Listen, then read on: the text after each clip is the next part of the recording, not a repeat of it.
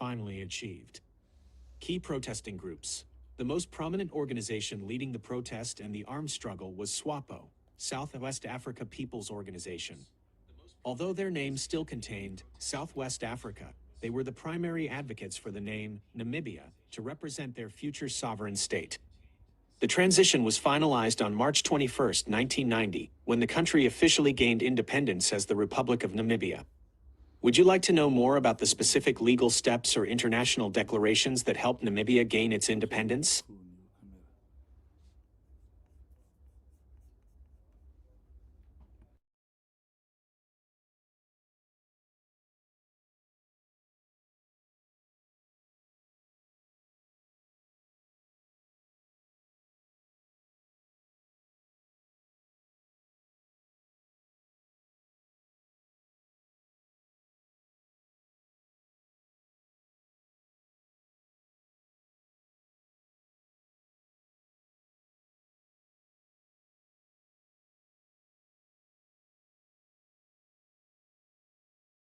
Liberation movement to replace the colonial designation, which they felt was merely a geographical description rather than a true national identity.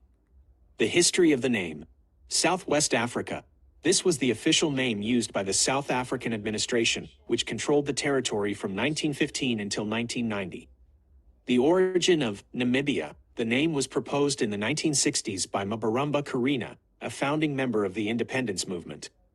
It is derived from the Namib Desert, with Namib meaning vast place in the Kokhagoab language.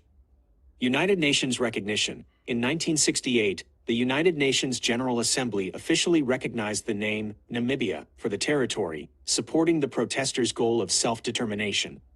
However, South Africa continued to use Southwest Africa until independence was finally achieved. Key protesting groups. The most prominent organization leading the protest and the armed struggle was SWAPO, Southwest Africa People's Organization. Although their name still contained Southwest Africa, they were the primary advocates for the name Namibia to represent their future sovereign state. The transition was finalized on March 21, 1990, when the country officially gained independence as the Republic of Namibia. Would you like to know more about the specific legal steps or international declarations that helped Namibia gain its independence?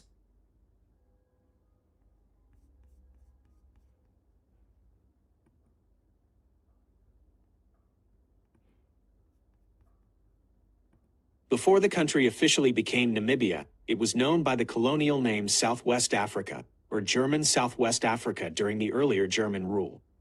The name Namibia was specifically chosen by the liberation movement to replace the colonial designation, which they felt was merely a geographical description rather than a true national identity. The history of the name. Southwest Africa. This was the official name used by the South African administration, which controlled the territory from 1915 until 1990. The origin of Namibia. The name was proposed in the 1960s by BRGIE, a founding member of the independence movement. It is derived from the Namib Desert, with Namib meaning vast place in the Kokhagoab language.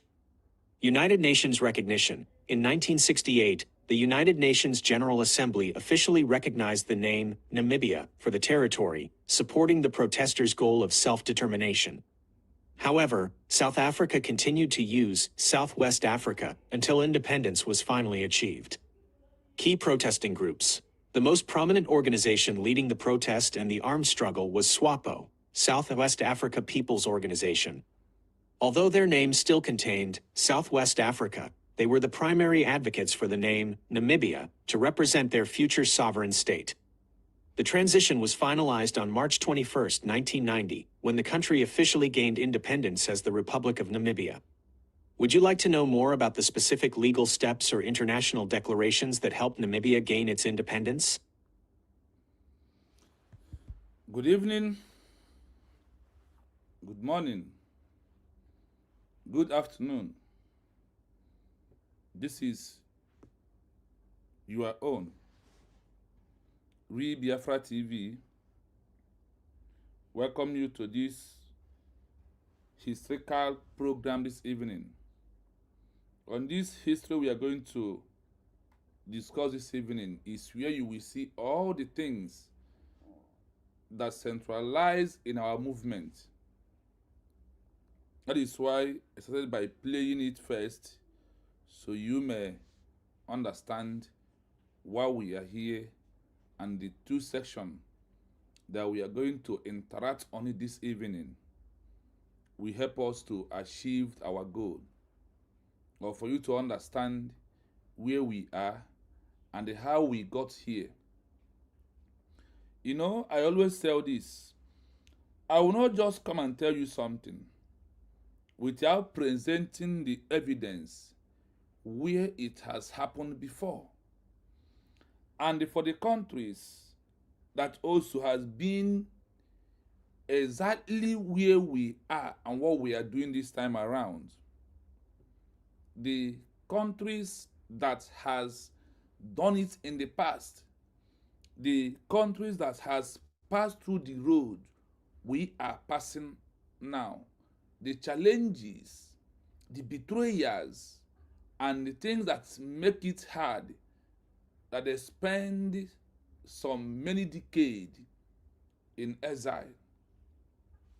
That the same method is what I want you to know, that those who are fighting against us, against the peaceful declaration of United State of Biafra, in abbreviation USB. I want to make it openly from today for you to understand that people has gone through that road before. That people has passed through this road that we are passing today. That I want you to know that we are not the first people or the first group ever that have fought for independence of a new country. We are not going to be the last, because we are not going to be after us that nobody will fight for their freedom again. The answer is hell no. It is going to be what we all have understand and what we have passed through, that people has gone through that process.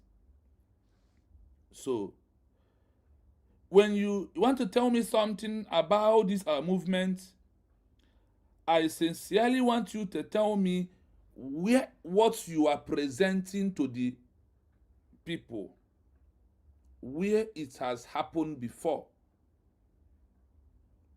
where what you are bringing out, what you are presenting, exactly where that has happened in the past.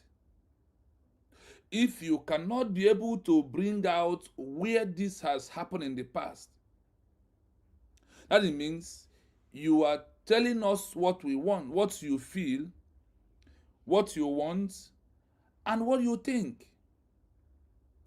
And those that have been led this example for you to join the movement, is it what you are saying and what we are doing are you doing it on the right track of it, or are you doing it on the wrong track of those that betrayed the movement of their people in the past?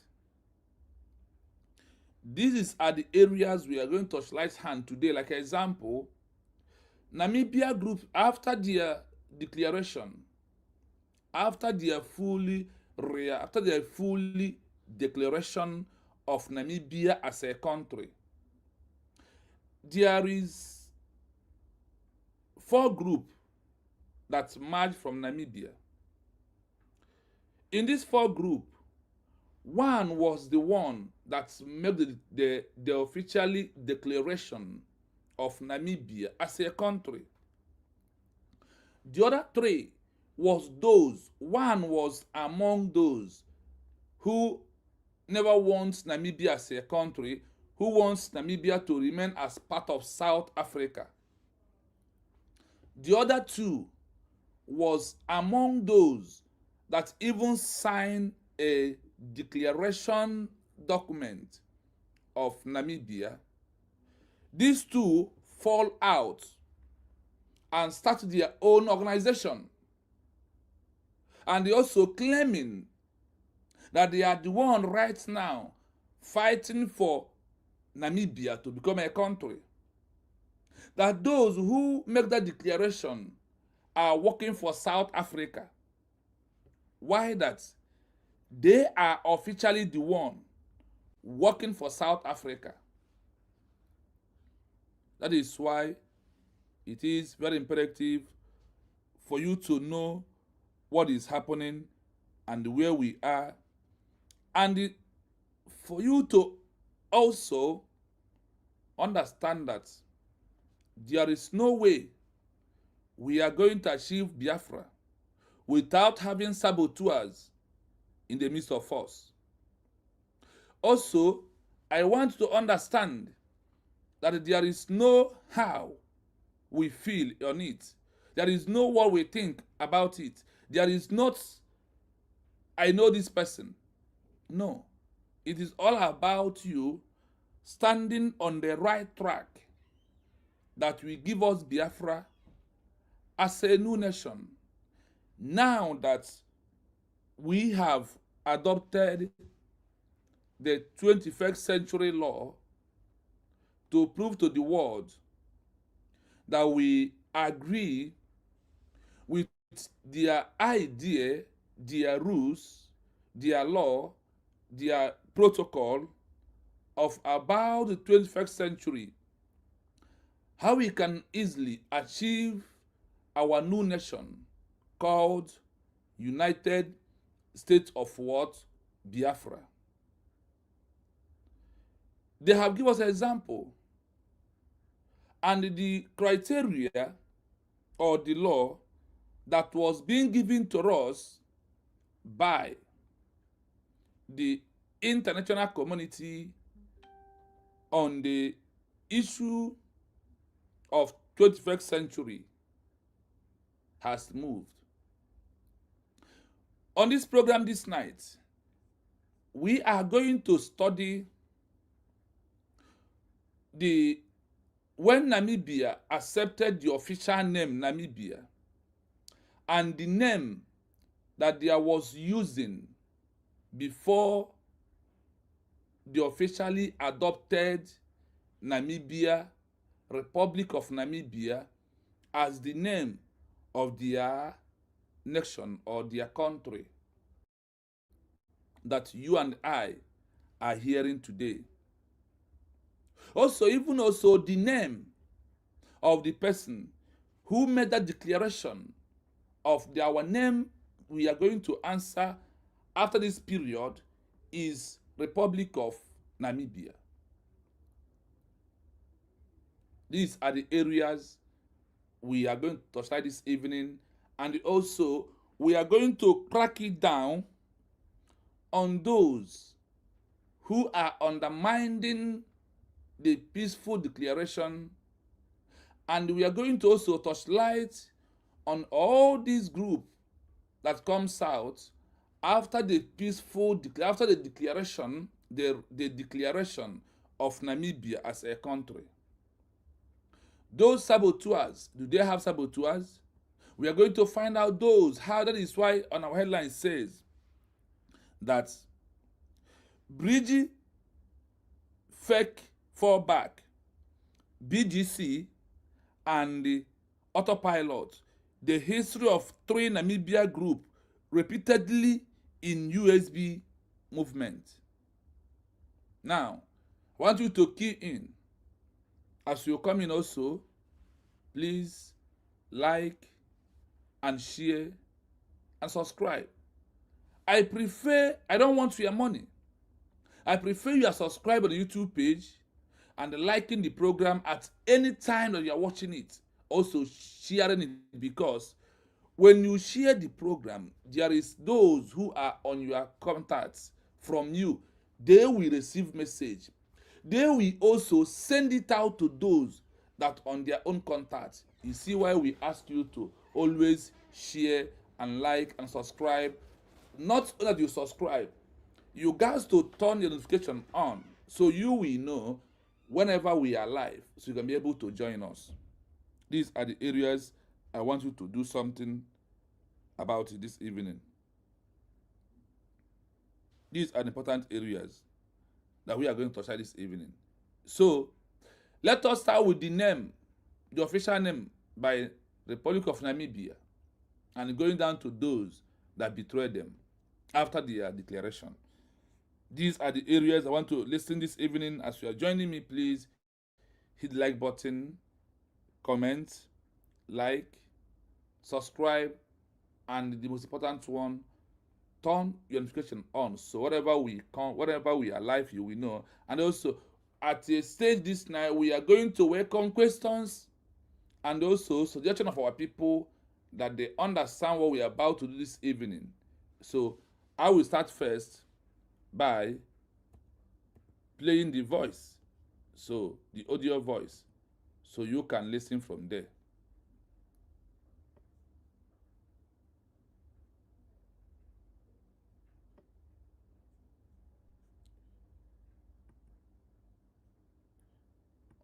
Before the country officially became Namibia, it was known by the colonial name Southwest Africa, or German Southwest Africa during the earlier German rule.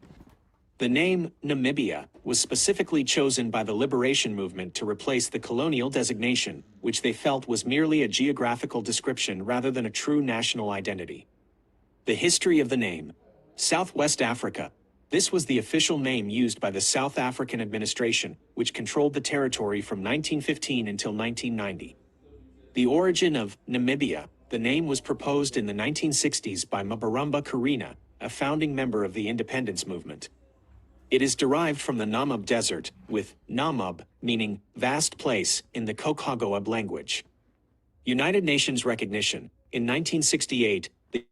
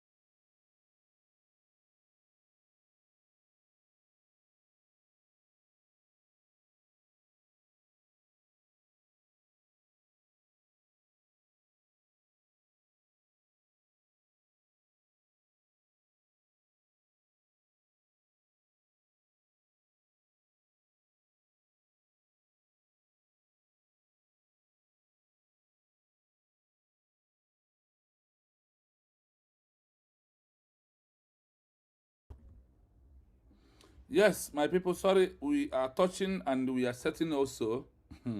That is one thing about all these things. So I want you to, as you listen to this particular headline on what we are doing this evening, it will help you to know why you have to stand on the side of the United States of Biafra, like people of Namibia in their own time. That is why it is very, very imperative at this stage. But as we go, as we're waiting for people to join us in a very large way this evening, we are going to be listening to some voice of Mazen Nandekano and some voice of Mazen Simon Ebanjoko. All these things are very important that we may listen to them to learn more or to know why we must give all to this movement now that we have made that declaration that the world are looking from our hand. And now that we have transitioned into fully election that are waiting for international recognition. So please, I urge you that if you join me, please, I want you to like and share the program. That is one thing you must understand. And the people that on the street agitating every blessed day refuse to ask themselves, refuse to change their method, refuse to do what country like Namibia did in their own time. These are the areas that they refuse to adhere to. They continuously doing one thing from 2012 to 2026. And you had it here clearly that at a time, the people of Namibia changes their name, transfer it into what they called Republic of Namibia. Before they start answering the Republic of Namibia, what was the name they are using? And what leads to them to transition into a name called Namibia is the areas we are going to touchlight this evening, and then you may understand the word transition. You can't remain one place from time immemorial till today, and you think that doing one thing from time to time till today is what will give you Biafra as a country. And if you are talking to someone, you must give an example of what you are teaching people or what you are saying, where it has happened in the history of the world of those who have fight for their country. If you have a child, like I always said, who went to primary school and he refused to graduate for 12 years, continuously in primary school, are you going to be happy to continue paying the school fees of this child, or all your children that refuse to pass in a class, and for 12 years they are in one class, no moving forward, no going, they only remain in that one class for 12 years. So are you trying to tell me that you are going to be willingly spending the school fees in the school and also taking care of all their needs, both in the school uniform, both in their sandals, both everything that surrenders them be in that school, that they refuse to graduate for one day? That is where we find ourselves. And that is why it is very, very imperative that you ask yourself a question. This agitation for over 12 good years, over 1 decade, that we have been into agitating, and the world has never called for wonder and said, you people has agitated too much. You people have made this noise too much social media, please. What is your problem? What can we do for you? These are the questions that the world refused to ask us. These are the questions that the world refused to hear you from. And you continuously doing one thing that makes the world to turn their back on you. The question now remains, when are you going to change, and what do you really know that the world wants you to do? If that should be the case, you don't know what the world wants you to do, why can't you ask a question? Kwani ba nso na dre fu ụzọ ka ezigi so de ka no n'ime ihe anyị na-eclaim fu ụzọ no n'ime ya duhie ndị mmadụ no n'ime ya nwa no onwe gị. Is it the best thing you want? Many of you who started this agitation today from 2012, you and your sons and daughters have started doing agitation again. You and your grandsons and their granddaughters have started doing what? Have started protesting again on the street. And as the days are coming, these your sons and daughters are growing up. And the only thing you can do is to tell them, join me to agitate. Join me for this agitation. That is how we are going to get Biafra as a country. And the child will be seriously looking at you as a father, start following you. And when he asks you a question, Father, for how many years are we going to protest more for the UN, EU to call us and give us Biafra as a country? You cannot find such answer. You can't answer them. And you think that the only best way for you is to do what? To protest and tell the child. Continue protesting. A time will come when this child will be very, very tired to protest. That is where IPOB is right now. And instead of them to accept reality, they are shaking their head as if they know why they know nothing. So like I said, I am not fighting for the betterment of the lives of Indigo in the zoo. Heaven forbid I'm not. What I'm fighting for is the complete and total liberation. I am not fighting for the betterment of the lives of Indigo in the zoo. Heaven forbid I'm not. What I'm fighting for is the complete and total liberation. He's fighting for what? Total liberation of his people. And the for those who are shouting Omar Jan, Biafra is a total liberation of the entire Igbo race, not for one group of people, not for only for Omar Jan, not for only for Igbo Igbo, nothing like that. You need to understand what our leader, what our president, Mazi Nnamdi Kanu, stand for, and why he's fighting for us to have Biafra as our own country, not Igbo Majan, not Igbo Igbo.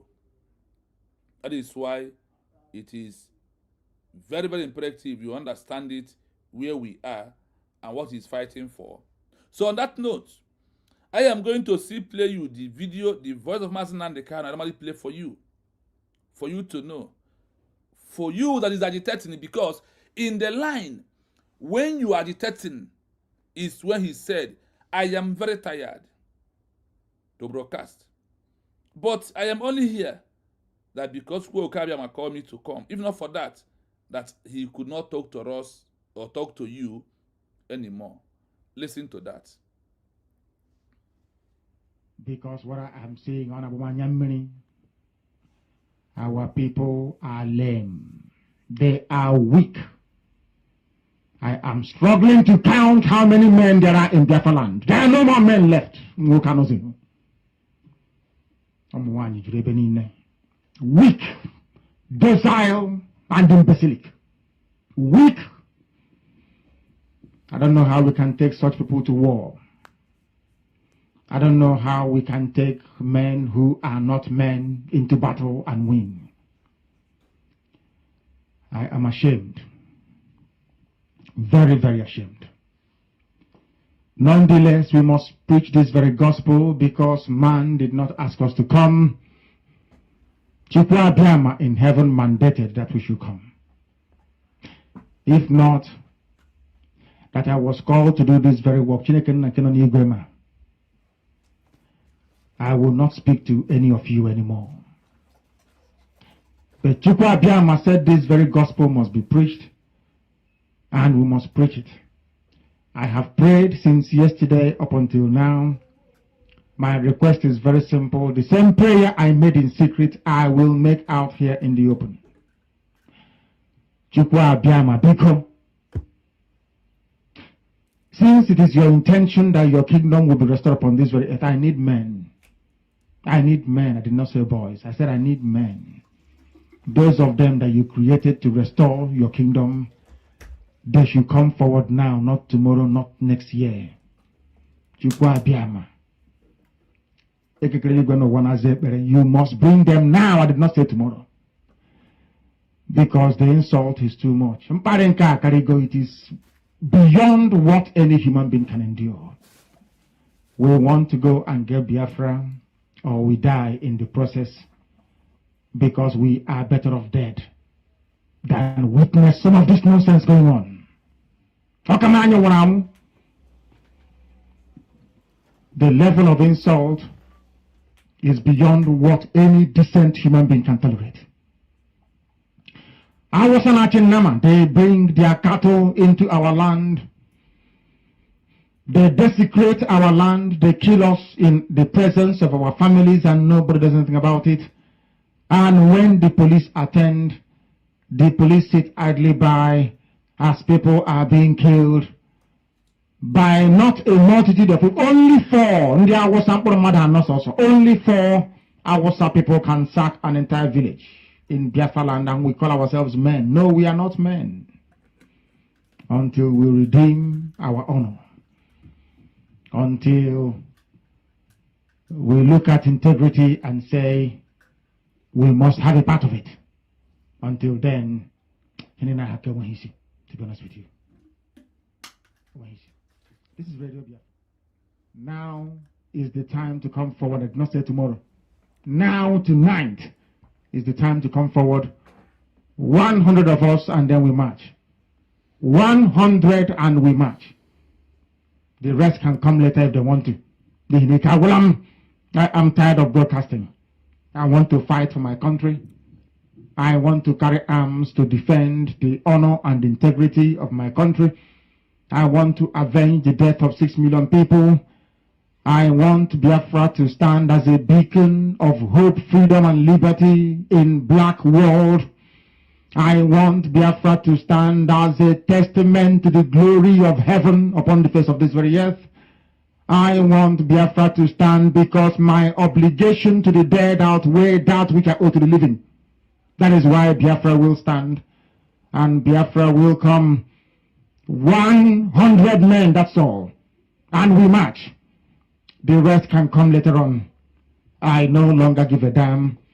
The disgrace and the insult is too much. We must go and meet our enemies even if we have only machete and hoes. It is far more better for us to go and meet them and die with a semblance of dignity than with this very humiliation which we encounter every blessed day. We must assemble as quickly as possible. How can we redeem our honor? Is it through protest? Is it through protest that had lasted for 1 decade? To redeem our honor, is it by protest? Is it that way we are going to redeem our honor? Is it through carry placards in the street and stand outside the gate and start addressing breeze? And we said we are talking, that we are speaking to the world. When you are not with any document that we send you into the office of the world powers to discuss, that we trigger them or push them to give you a listening ear to address them in a general meeting. When are you going to redeem your honor? By after we have redeemed the honor by our peaceful rare declaration that happened on November 29, 2024. That is from the day we start redeeming our honor.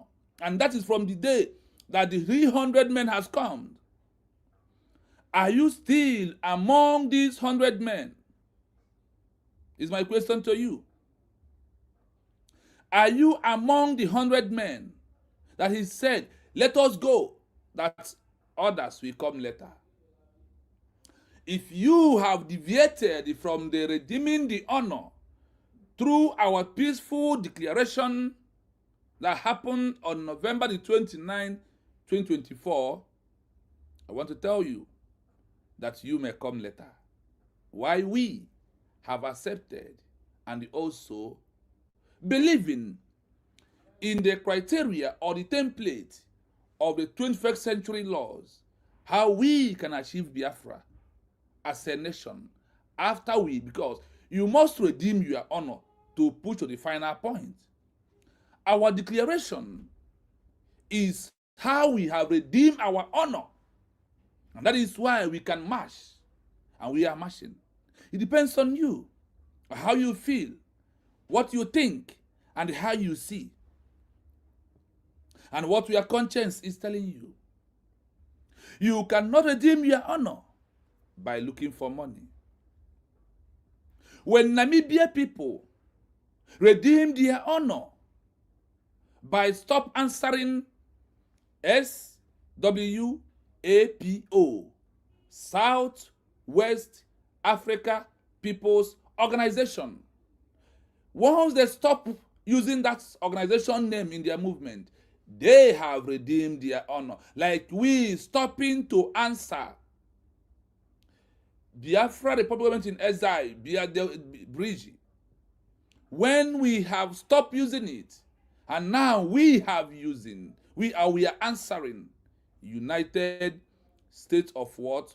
Biafra, is how we have redeemed our honor. The question may be, as question that will take us to the history of Namibia fully. This evening, we are going to handle the two sections of Namibia this evening. Why do we want to touch the history of Namibia? We want to touch the history of Namibia because of exactly what we are passing through today. What is going on today is what Namibia people pass through. If you look at our headline today, what do you see? BRGIE fake fallback, BGC and AUTOPILOT. The history of Namibia 3 group has repeatedly in USB movement. It has. Repeat again. So before we find this answer, give it to you and analyze it properly where you can understand. And also when link open, you can join to the program to lay your voice and make people understand that what we are doing this evening is supposed to be exposition. But I know why the way it is. So before we go, I must greet those on the comment section this wonderful evening. Yes. Musa Afube, I see you. Good evening. I see you, Mommy Stella. Good evening from here. I see Tina Jenna Wine. Thank you so much for here. I see all of you that are in the comment section, and I thank you. Okechukwu, I thank you. But today we are going to touch the questions. We have here, Mommy Stella said, Happy Sunday, Genu Biafrans. Ijele Wine give us mic to go on. Ijele Wine also say, Greetings, great Biafrans. Mommy Stella said, May Chukwu Okabiama help us in all the way of securing our recognition. He said, yes. So Tina Wine said, Happy Sunday, my people. Mommy still said, we miss you, our own Mazi Onyendu Nnamdi Kanu. May Chukwu Okabiama release you miraculously in Jesus' holy name. Amen. He said, I see Okechukwu. Chukwu Okabiama goes back my brother too. Mommy said, Maazi Chino, you are looking very corporate. Happy Sunday to you, and I wish you the best, Mommy. Thank you so much. She said, bam, that is when I was analyzing something here. I see you, Equem Justice. Good evening. There, Maazi Chino. There, Maazi, okay. I see you, Mommy. Obara Nicholas. I see you. Greetings, Maazi Biafra. Good evening from your side. I greet you. I see Aka Chukwu so my non-sec. Good, my big brother. Good evening from here. I greet you too, and happy Sunday to you all. Still remember that we are still on the celebration of happy birthday to our Prime Minister, Simon Ebanjoko. If you never do that, you still yesterday was Saturday, today is Sunday, so you can go fully on his week to still wish him happy birthday. Among all your happy birthday to Simon Eba, you must set him free.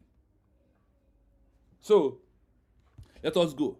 Now we are going to, before the name Namibia comes on board, like before USB comes on board, before the United States of Biafra comes on board, The same way the name Republic of Namibia comes, what was the name? And how do they transition to the Republic of Namibia? Stop using Southwest Africa People's Organization. That is where we are going right now. So after greeting you, pay attention this evening. Hit the like button, share the program, and also subscribe on the YouTube page. Please, if you may.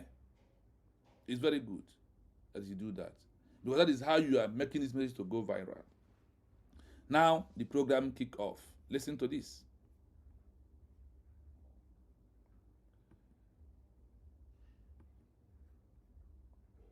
Before the country officially became Namibia, it was known by the colonial name Southwest Africa, or German Southwest Africa during the earlier German rule. The name Namibia was specifically chosen by the liberation movement to replace the colonial designation, which they felt was merely a geographical description rather than a true national identity. The history of the name, Southwest Africa. This was the official name used by the South African administration, which controlled the territory from 1915 until 1990. The origin of Namibia, the name was proposed in the 1960s by Mabaramba Karina, a founding member of the independence movement. It is derived from the Namib Desert, with Namib meaning vast place in the Kokogoab language. United Nations recognition. In 1968, the United Nations General Assembly officially recognized the name Namibia for the territory, supporting the protesters' goal of self-determination. However, South Africa continued to use Southwest Africa until independence was finally achieved. Key protesting groups. The most prominent organization leading the protest and the armed struggle was SWAPO, Southwest Africa People's Organization.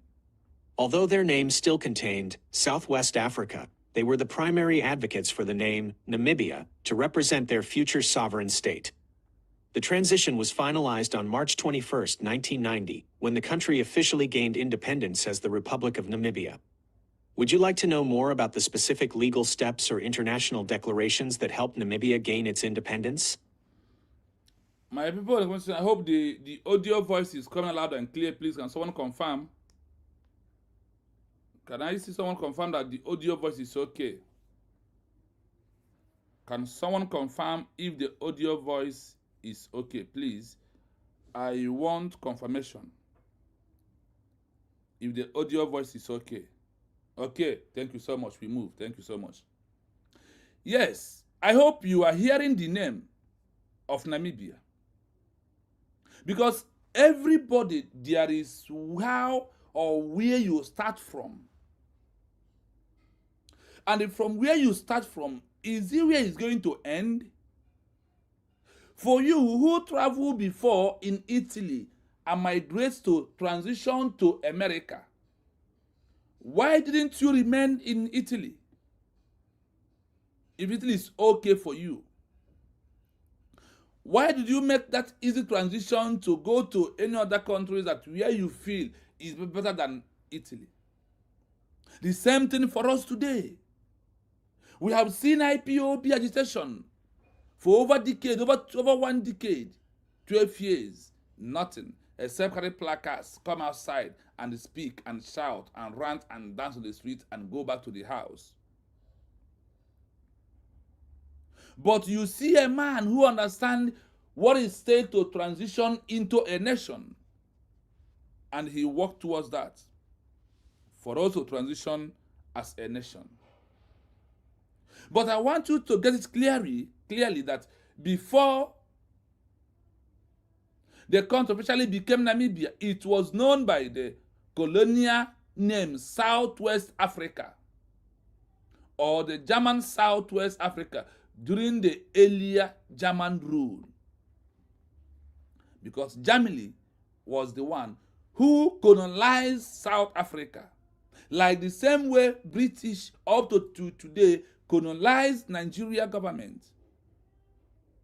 And I want to chip one thing into you. Do you also know that among all the artificial borders being created by the British, that every other country has destroyed their own, except the one called the death sentence, called one Nigeria. was only the one still using that name that the colonial masters has given to them. That is why you will know that Nigeria is not for you. That's how you know about that. And you may ask, why did they never change this border? Because that has to do without, if not for Britain, you are not a Nigeria. That is why you should run into there to make was the stupid agreement with them, for you to know that he's bringing people for them to be kidnapped and to continue the genocide that is going on. That is why he wants Nigerians to be deported, a president of your country. And people are clapping for him. So, the name Namibia was specially chosen by the liberation movement, replaced the colonial disintegration. This is how they did what? They started. They used their hand, like AUTOPILOT giving us United States of Biafra. And we accepted it, that is the name we're going to answer. And on everyone's ID card today, what you have there is what? United States of Biafra. Do you have BRGIE there? The answer is no. On the self-referendum vote, what do you see there? United States of Biafra. Do you see BRGIE there? Even though that we still under the BRGIE organization that time. But AUTOPILOT used BRGIE to do our ID card. The answer is no. He used what? United States of what? Biafra. My people. The truth must be told at this time around. And history must be repeating. That is why we must never in the snow quibble see no bro no amara I continue hitting you on this because it's very important at this time that we are into. What are those things that matters most? The history of the name, how it comes to Namibia people. Southwest Africa, this was the official name used by the South Africa administration, which controlled the territory from 1915 until 1990. Ekwem, just know you are here. Can someone check from me between 1915 to 1990 how many years that South Africa was controlling the Namibia territory? I want us to check how from 1915 to 1915 until 1990. Please, how many years, my people? How many years is it? That's the things that we have to look at. These are the things that we must look into. For those who are telling us about sovereignty, you declare government in the government, you claim your sovereignty, and you are in exile. Come and take this history as it's repeating in our own movement that we are into this stage. There is more to that. It's not just a child's play. It's not just what I think.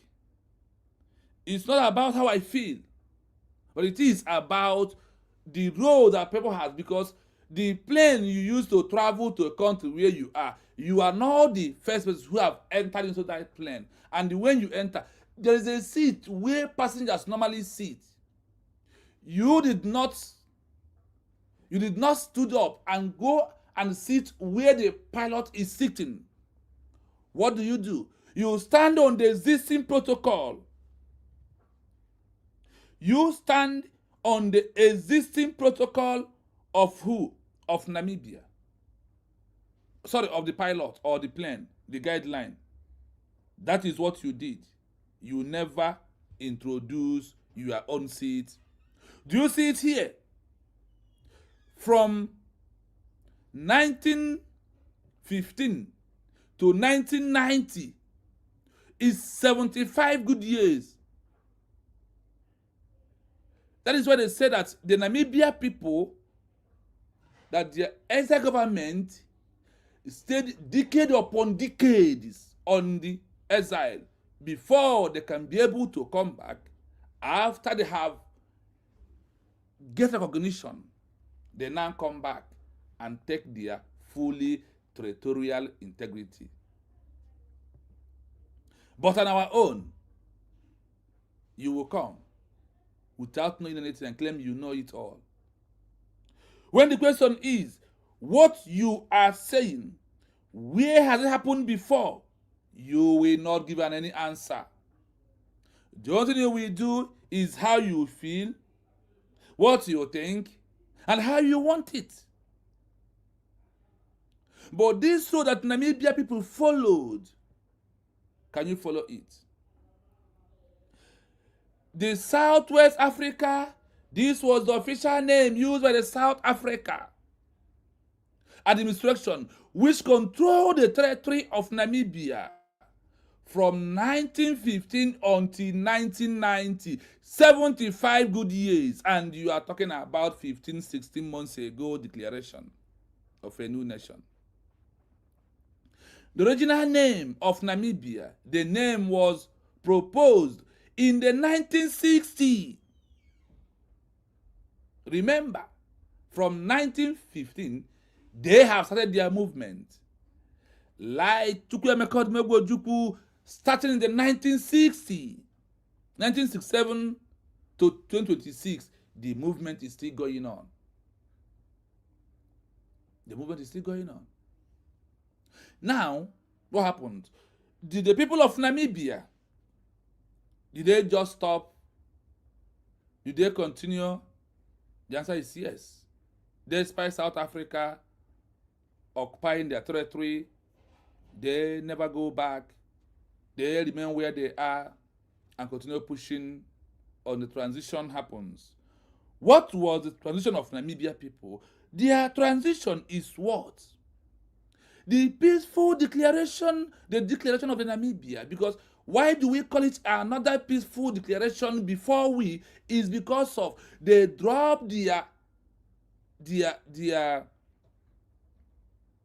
armed struggle 6 months only before their pronunciation or declaration of Namibia as a country.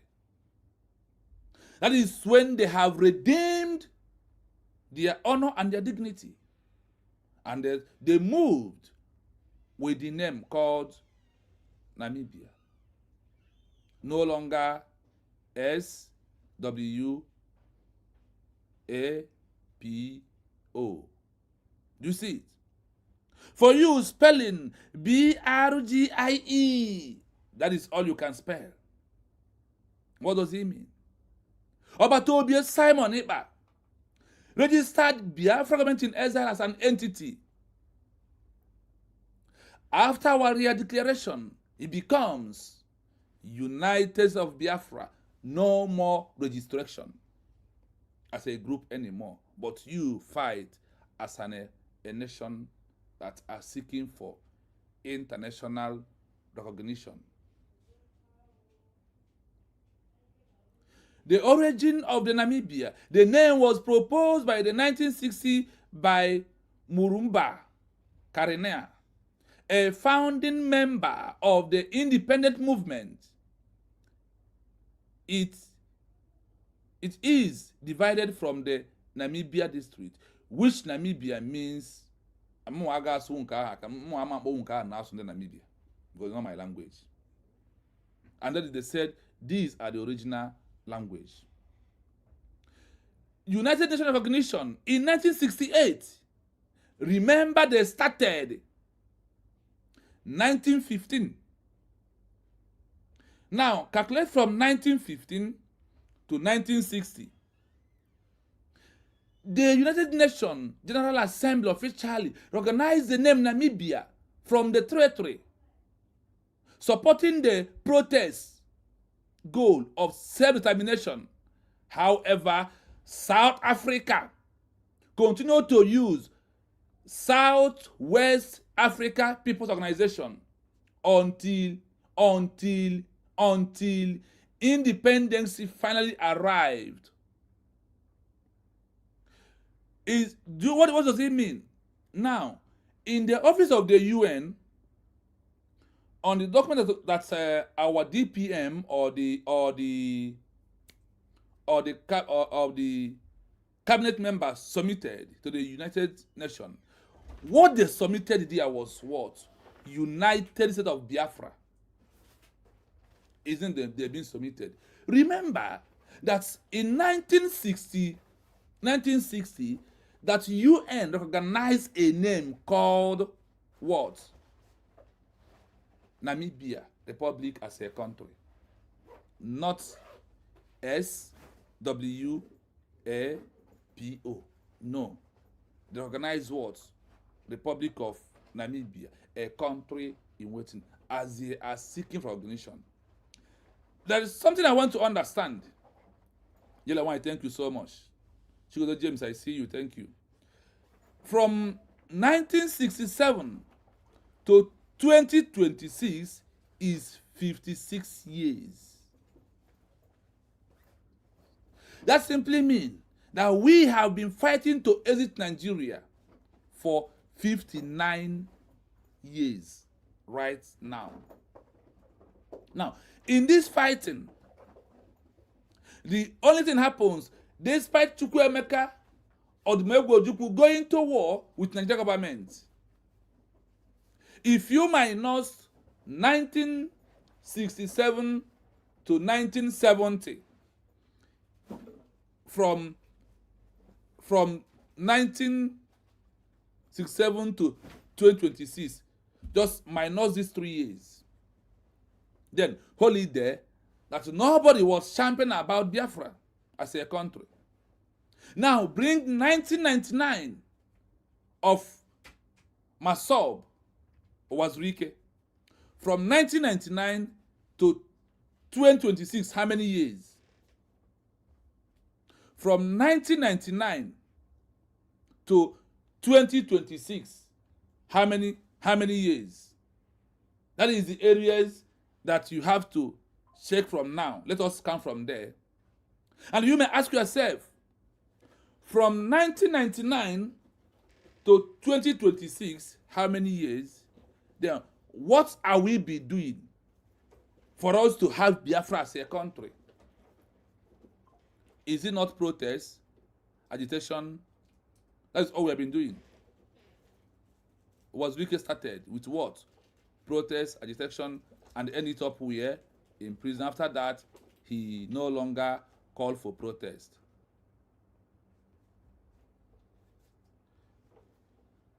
Yes, Biafra only exists for what? 3 years. Meaning, the remaining years, 56 good years, is what we have been warring with Nigerian government for us to exit.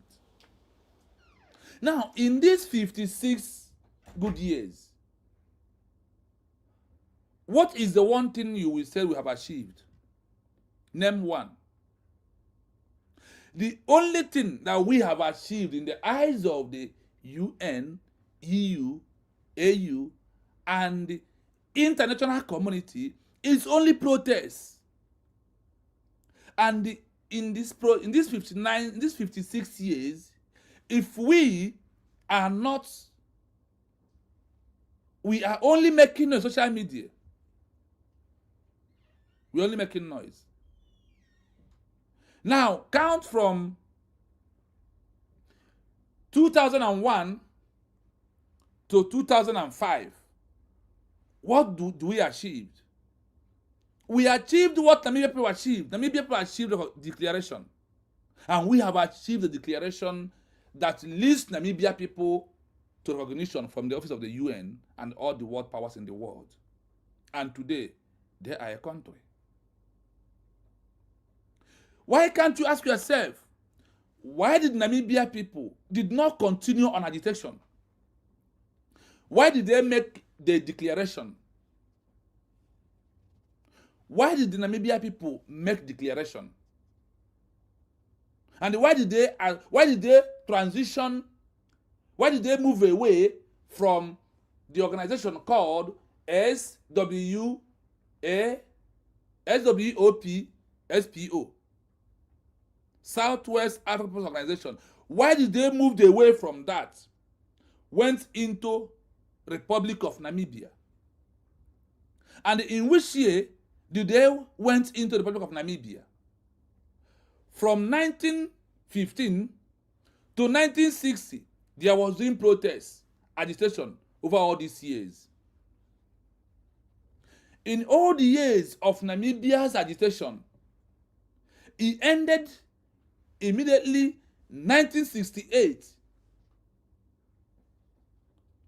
1960, where Namibia people rallied around in exile in a country nearby Africa to make their declaration or to present to the intention to present their intention to the world, letting the world know that we have moved from a non-state actor through a protest, that we have moved into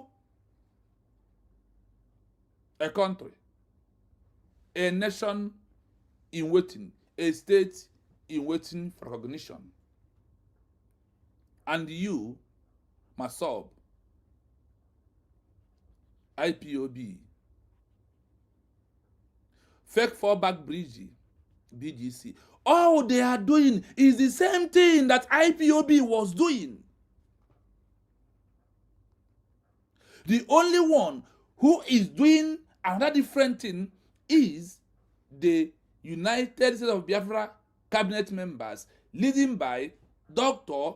Ngozi Orabeze, that stood up on the pulpit, lower Nigeria flag, and make a declaration of United States of Biafra as a country.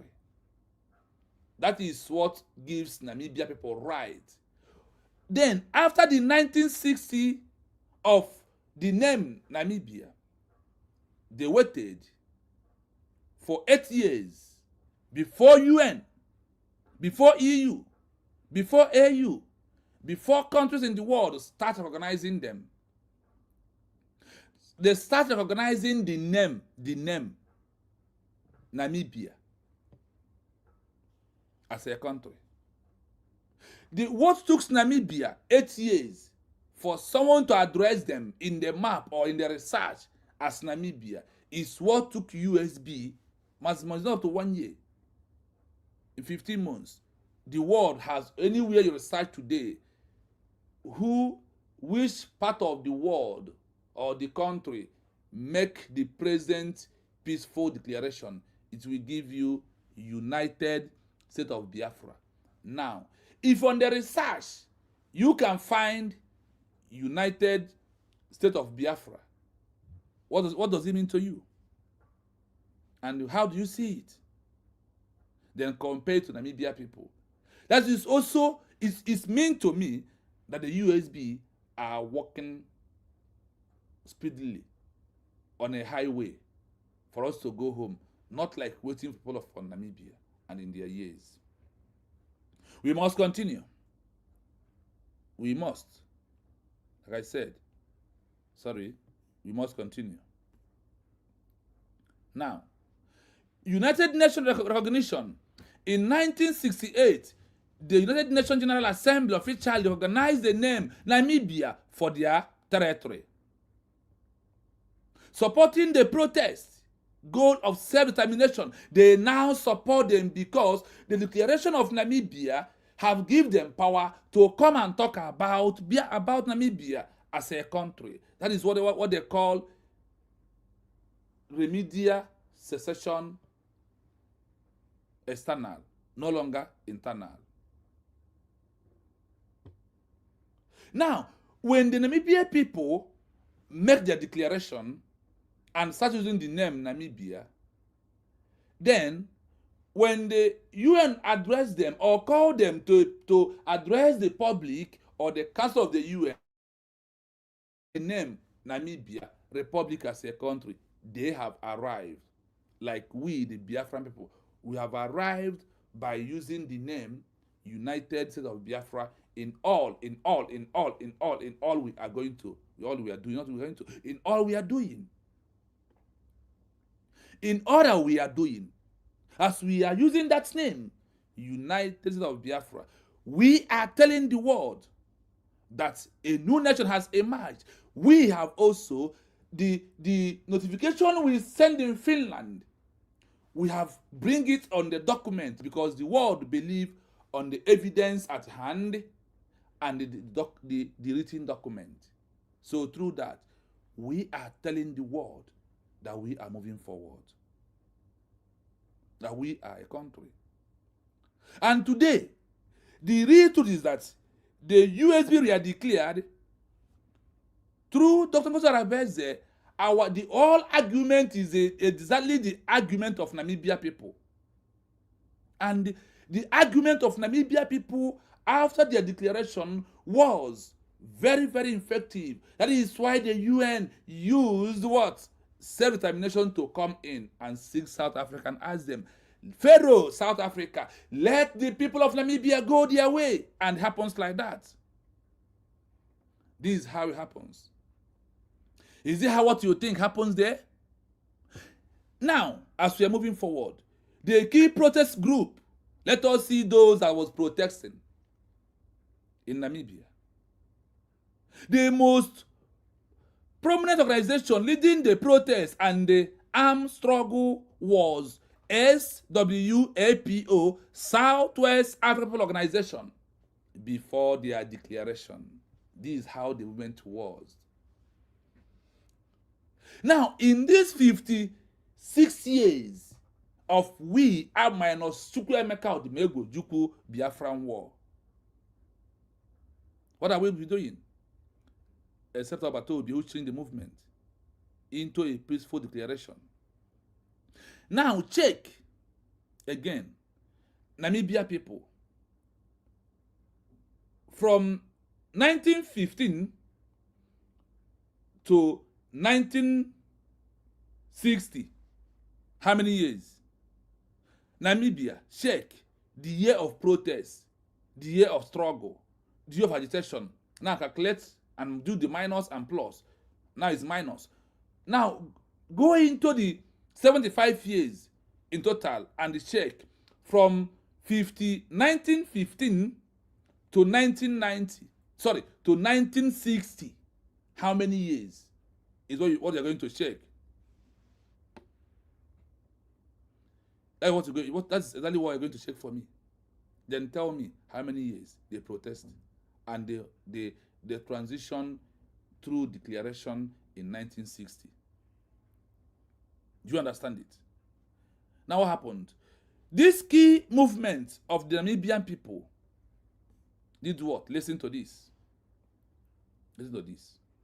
Although the name still contained South Africa, Southwest Africa in the hands of the oppressor. Yes, they protest for 45 years. And after that, they did what? They make declaration. Now, minus 2024 November from 1999. Minus 2024 from 1999. How many years remain? So you will see how many years you have agitated and protest on the street without declaration. Do the minus, let us see. Look at the comment section. I take so much Chinawa, I take so much for remaining, as in you are in fact you are here this evening with me. Honestly, I am very, very happy that you are here with me. Thank you so much. I want you to see, and if you have a conscience or if you have shame, whether shame will not cover your face. Minus 2004, 2005, 2024, 2024, so 2024, 2025, 2026, minus it from 59 years. Minus it there. For 24 years, you have agitated without yes. For 24 years, you are on the process of agitation. For 24 years, nothing. And the 24 years is a 2 decade. 24 years is what? 2 decades. You are only protesting agitation. And you see that Namibia people make the declaration. The question may be again, why do we start from the declaration? We want to start from, I start from there. When we after this section 1, we now go to after their declaration, what happened? That is why we are doing this program. So you that on the BGC, you that on the AUTOPILOT, you that on the fake BRGIE FALLBACK, we have to be shamed. And today, I want to give you the people that you are working for, because all those people in here, they mention that they are all working for Namibia people. Sorry, that they are all working for South Africa government that was sponsoring them. You will use your hand today, your eyes, and see where you belong. That's why I said, when I put the mic, I want them to come and ask me question basically on this movement that we are into. Don't come here with how you feel, what do you think, or name goes Arabese.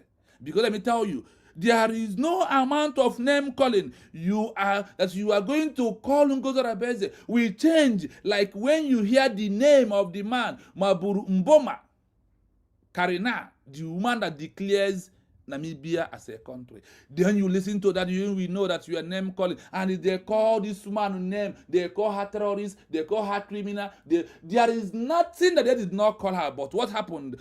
The name calling does not stop the declaration or recognition of Namibia as a country today. And that woman is there today as the president. You see? How you feel, what you think, is not what will bring Biafra. It's not. The name you are calling cannot bring Biafra, whether you like it or not. But the truth must be told. The history is repeating. Let's go fast. Let's go fast. They were the primary advocate for the name Namibia to represent the future sovereign state. To represent what? The future sovereign state.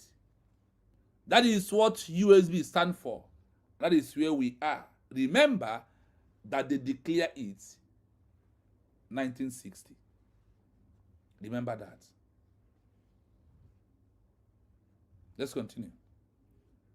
The transition was finally formalized on March 21st, 1990. Now, calculate from the 1968, the first time that UN knows there is a name called Republic of Namibia. Now, check from 1968 to 1990 that they have fully taken control or the charge of their territory, of their sovereignty. Listen, when the country officially grant independence as the Republic of Namibia, when they get the official recognition, when the UN recognize them direct. Check, and you can see. The transition was formalized finally. Remember that without the declaration of Namibia as a republic nation, that nobody could have recognized them in 1960 with the name Namibia. The world did not use the SWAPO to recognize them or knows them. Now let me ask you the question. If when we are in IPOB that we declared Biafra, then if we understand that there is something they call re-declaration, after you have lost your territory, you must fight to get it back. That the only easy way or the access way for you to have it is through a re-declaration of that nation back. And start forming government structures, putting things in order. That these are the ways you are going to take your country back from the hands of the oppressors. What happened? You did not do that because you don't know the road. The only road you know is agitate and protest. That is what you are still doing till today. So, are you telling me that if we are in IPOB and declares Biafra as a country, that we are going to be using the name IPOB to go to UN to lobby them to recognize Biafra? Now, I'll ask you a question. What is your name? If you are entering any office, do you first call your surname or you call your own name direct? That is where we are. Maybe our surname, when we are in the entity registered by Simon Ebanjoko, was what? Biafra, the government in exile. BRIGE. Let me help you to spell it. It's like the surname. But what name will give you work? The first name is your own name. So our first name, like what happened to people of Namibia, is what? United State of what? Biafra. The first name that Namibia gave the world was what? Namibia. The Republic of what? Namibia is the name they give to the world to listen to them. Now what happened? The world now use this name to do what? To recognize them as a sovereign state. I hope it sounds clear to you. Now, I will allow you to play fully. After playing it, then I will also go towards the second section of the program, because we must continue to educate ourselves for the UN to know, or for the world to know, that we understand what it means to have a new nation. Listen to this again. I will do it again. Listen to it. Listen.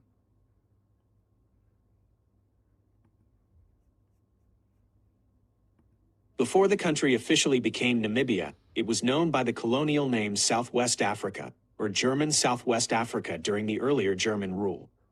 The name Namibia was specifically chosen by the liberation movement to replace the colonial designation, which they felt was merely a geographical description rather than a true national identity.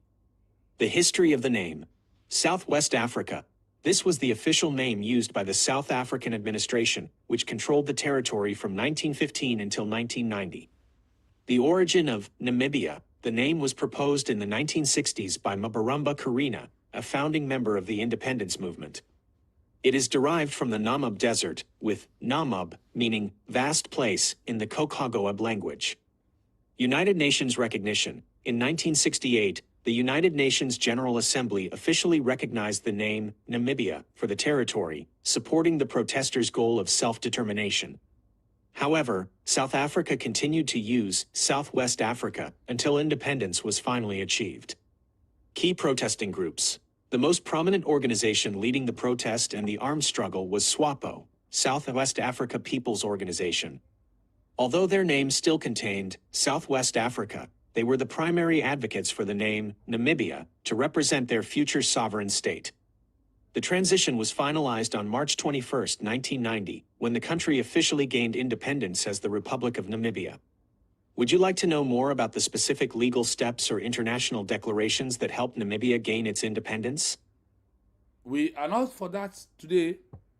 Let us go to how many group of Namibia people that never want Namibia as a country or betrayed the movement of Namibia. Now we are coming on this one. I kept IPOB out of it because why? We want to discuss about those who we all, or those who travel to Finland to make the declaration of United States of Biafra, and those who sign. And now you may know that those that they did not sign it because of they never want that declaration happen in Helsinki, Finland, November 2024. Those that did not sign, now do you see the tension why they did not sign? Because not all sign. It's only 500 and sign the declaration document.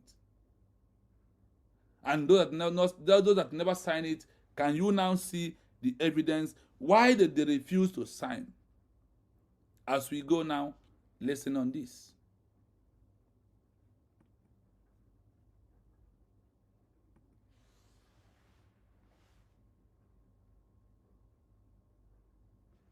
Network, sorry, we'll be back.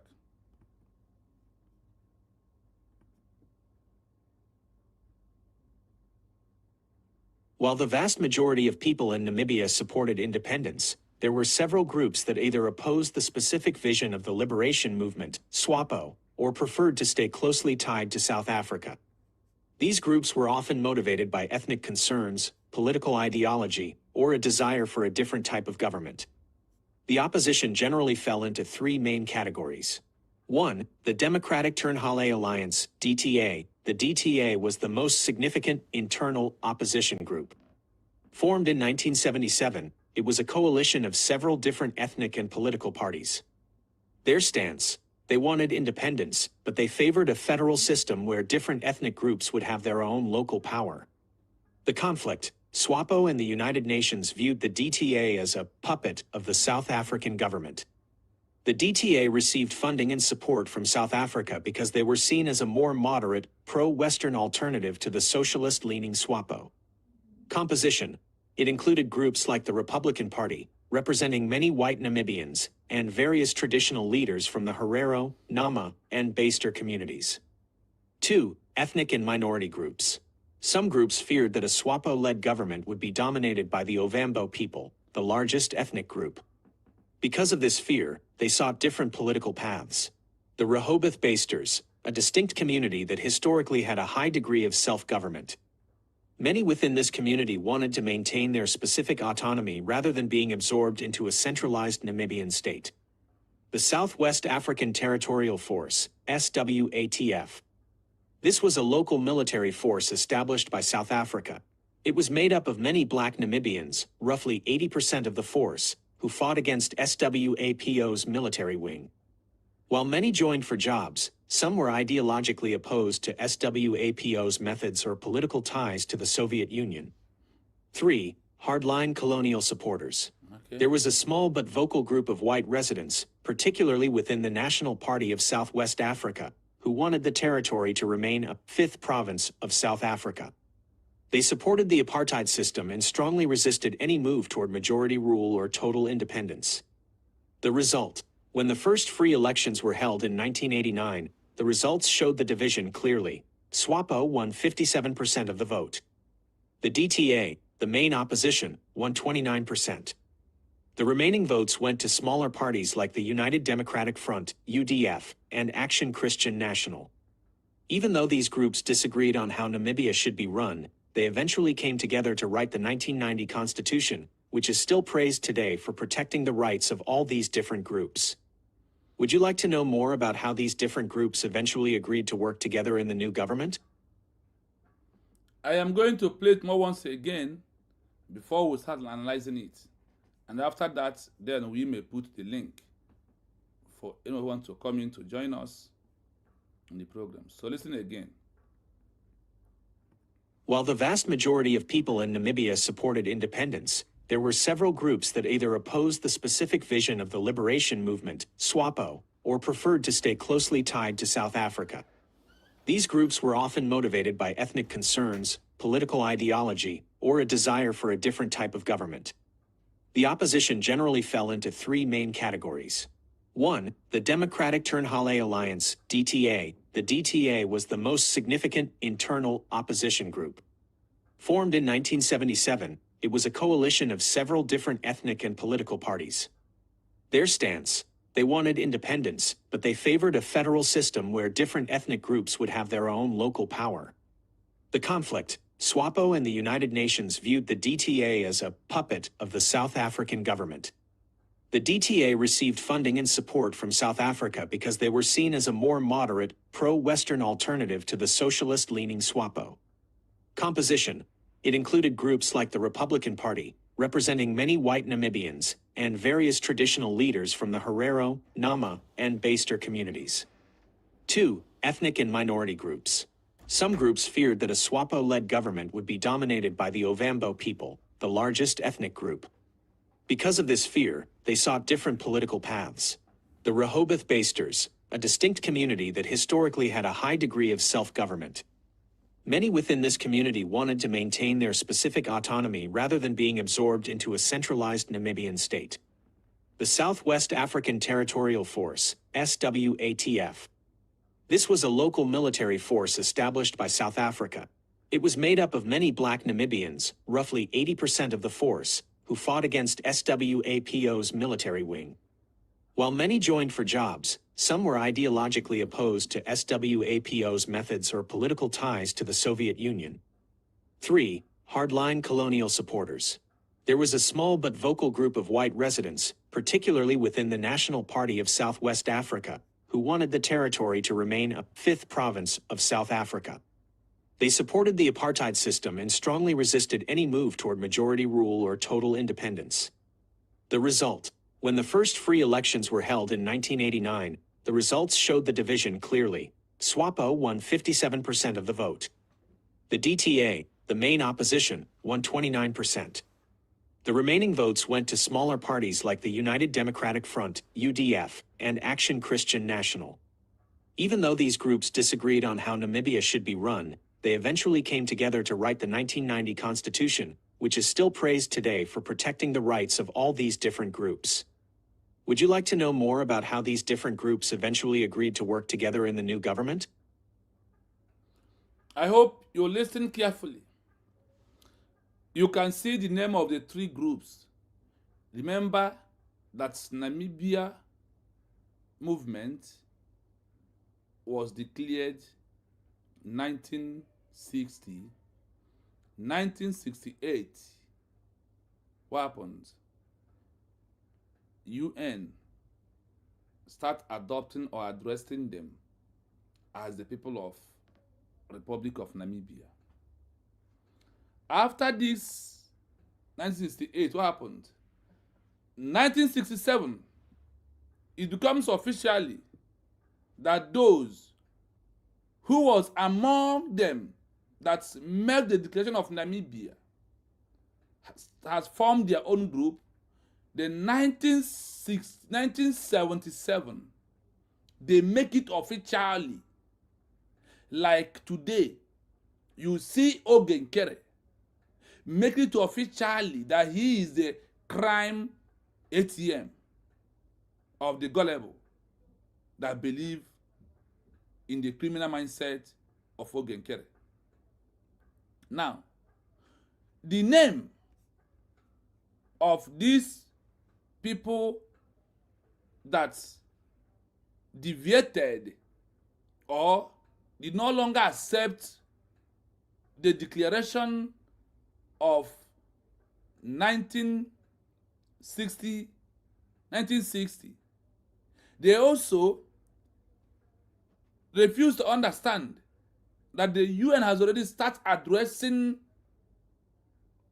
Namibia as Republic of what? Namibia.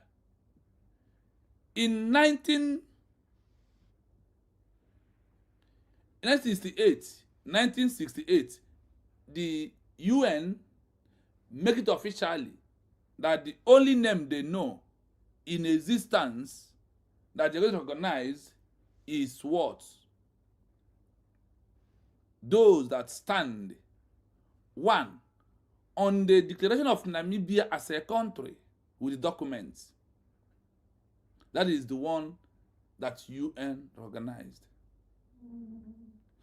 After UN has recognized this name, the first group continue refusing because the government of Namibia still remain in the exile.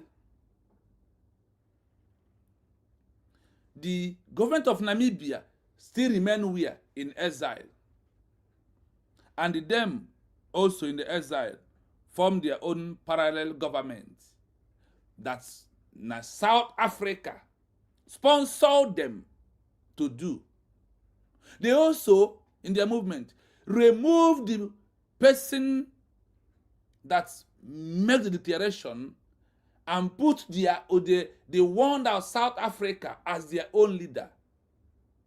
Exactly what Ogenkere is doing today. Remember the headline. Remember my headline again. I want to show the headline again. Remember, BRGIE fake fallback. Ogenkere is this number one group that emerged from after Namibia declaration. The Democratic Tarahan Alliance, in abbreviation, they call it what? DTA. The DTA of Namibia is the example or repeating of Ogenkere today in our movement. Exactly the same thing is what repeating at this time that we are into. What did they do? The DTA was the most significant internal opposition group from SWAPO that made the declaration of Republic of Namibia. The DTA, sorry, that was the first group who walked away from the name Republic of Namibia. Like today, the BRGIE fake FALLBACK has distanced themselves from the name United States of what? Biafra. And they said that their name is FALLBACK, BRGIE.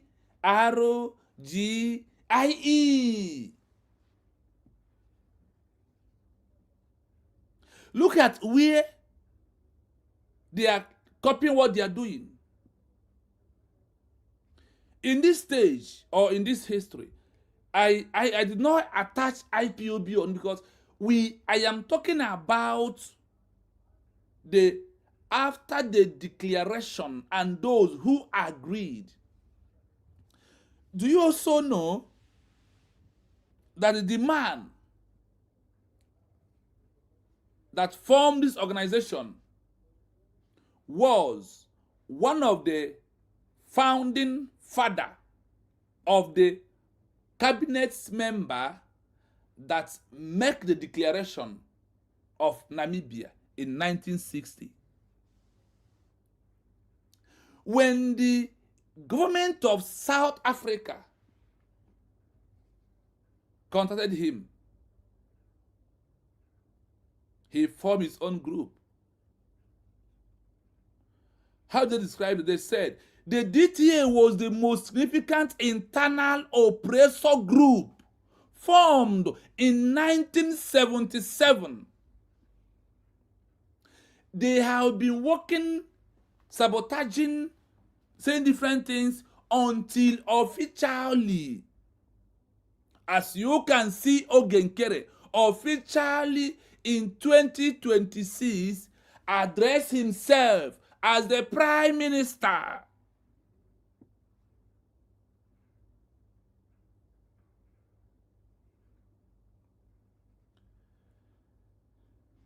I hope we are making common sense, my people. I hope that we are making common sense.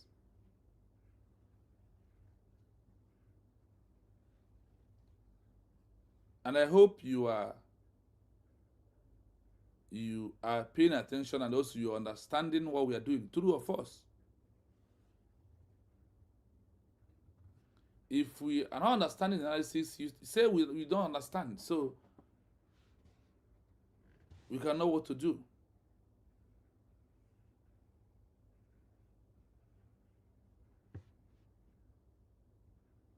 If you know that you are still here and you are following,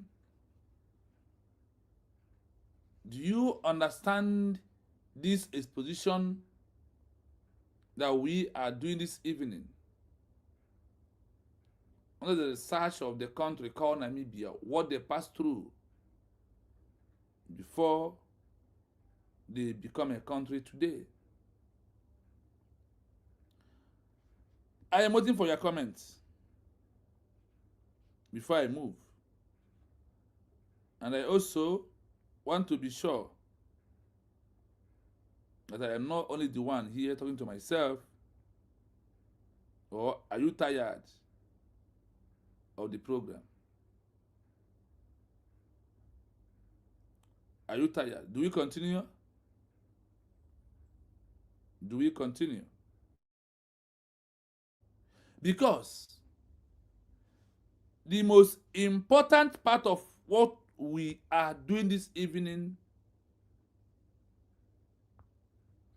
Yes, so thank you so much. Mazi Divinity, thank you so much. I see you. Because we need to know what has happened before and what is happening right now. So you that are deviating, after we have run this program down this evening, then you will know where you belong. Not by Ingos Rebels calling you that you are a fake person or you have deviated. You will see where you belong this evening. It's going to be clear to you. So let us continue. The DTA was the most significantly internal. Remember that word, internal. Why do they use that word, internal? Because in the 1960s, they all gathered together to make the declaration of Namibia as a country. After the declaration, they disappeared.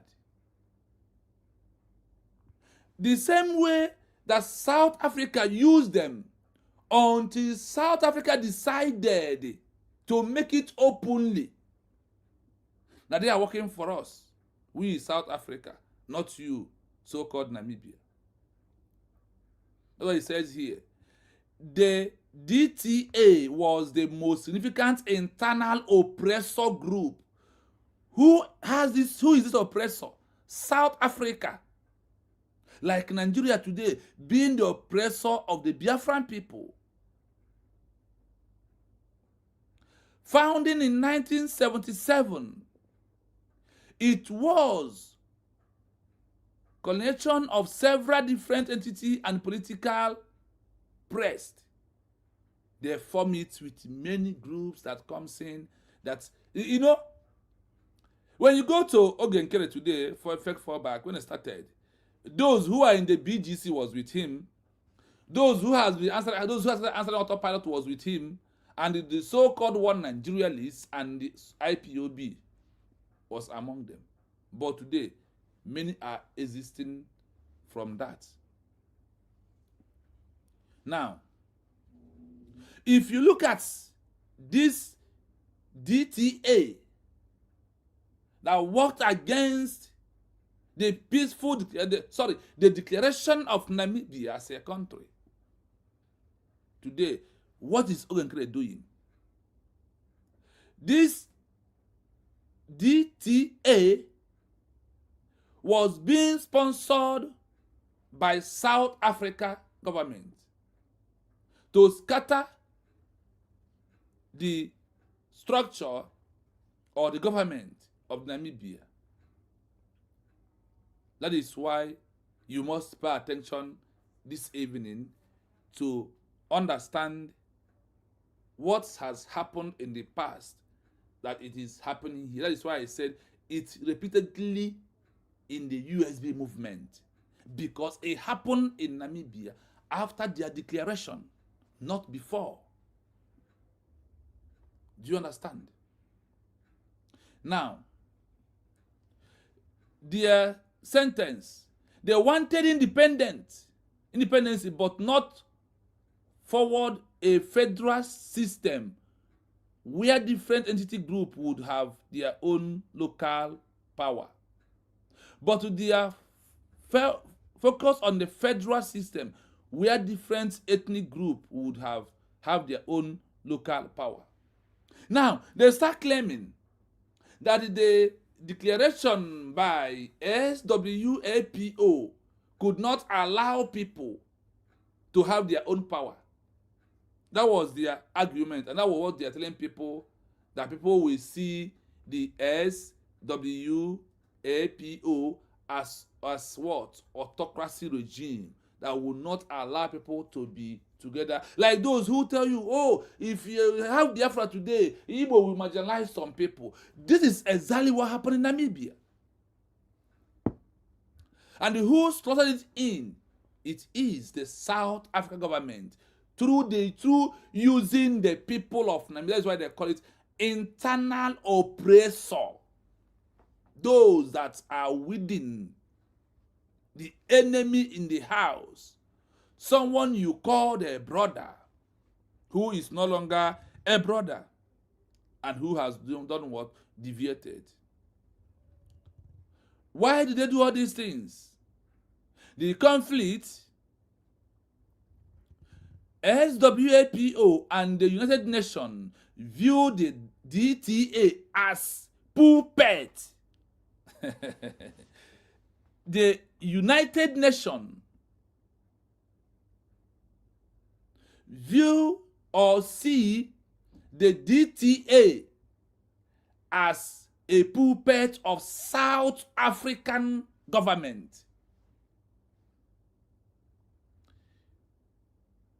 Do you see how they see them?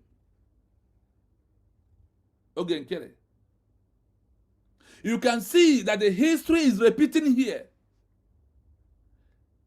Calling Ogenkere and the fake BRGIE FALLBACK. This is the number one people. The DTA was the number one that did what? Deviated after their declaration. Today, you can see Ogenkere and what he's doing. And look at how the world, look at how UN addresses the DTA. They call them what? The conflict. SWAPO and the United Nations, known as the organization that was declared Republic of Namibia, see DTA as the pulpit of the South African government. The DTA received funding and support, received funding and support from the South Africa because they were seen as more moderate, pro-West, active, allocative to the society leading by Namibia Republic. Now, look at this action of this first group. Compare it with what Ogenkere did after our peaceful declaration. Like what the DTA organization that has merged after the declaration of Namibia, what they did in their time, and how the South African government sponsored them against their own people. Now use that to compare, do the comparison of Ogenkere after our declaration has made himself the crime prime minister of the 419ers. I hope you are following. Now, before I continue, listen.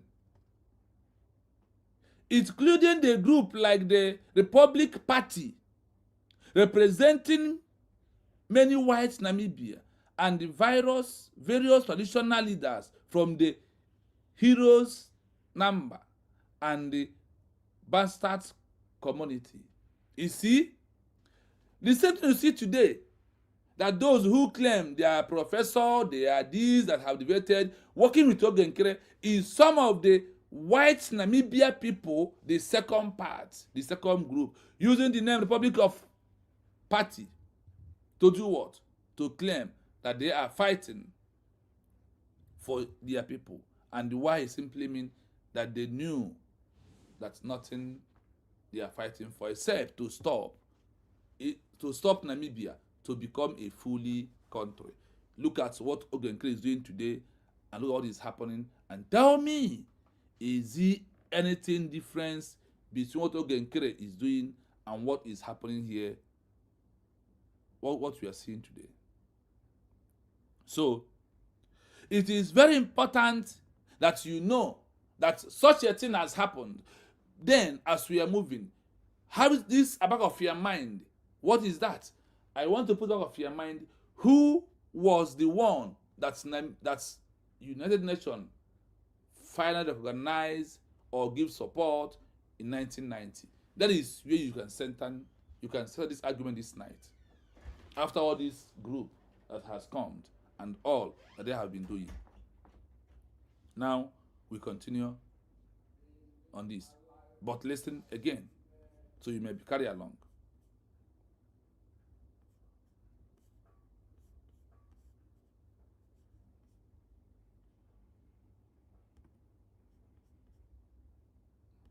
While the vast majority of people in Namibia supported independence, there were several groups that either opposed the specific vision of the liberation movement, SWAPO, or preferred to stay closely tied to South.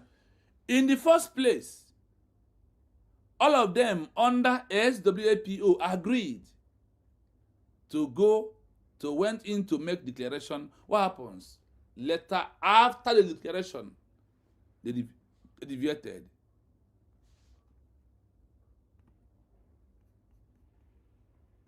Tied to South Africa.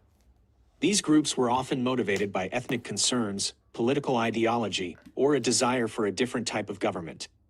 The opposition generally fell into three main categories. 1. The Democratic Turnhale Alliance, DTA. The DTA was the most significant internal opposition group.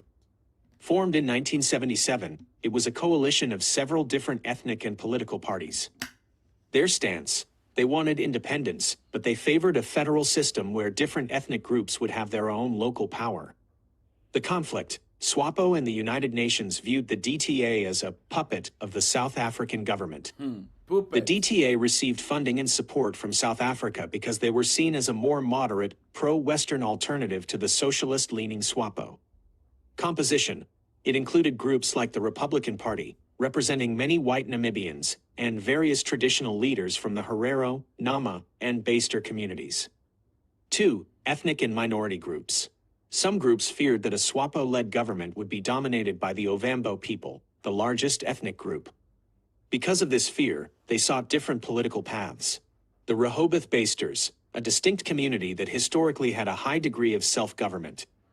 Many within this community wanted to maintain their specific autonomy rather than being absorbed into a centralized Namibian state.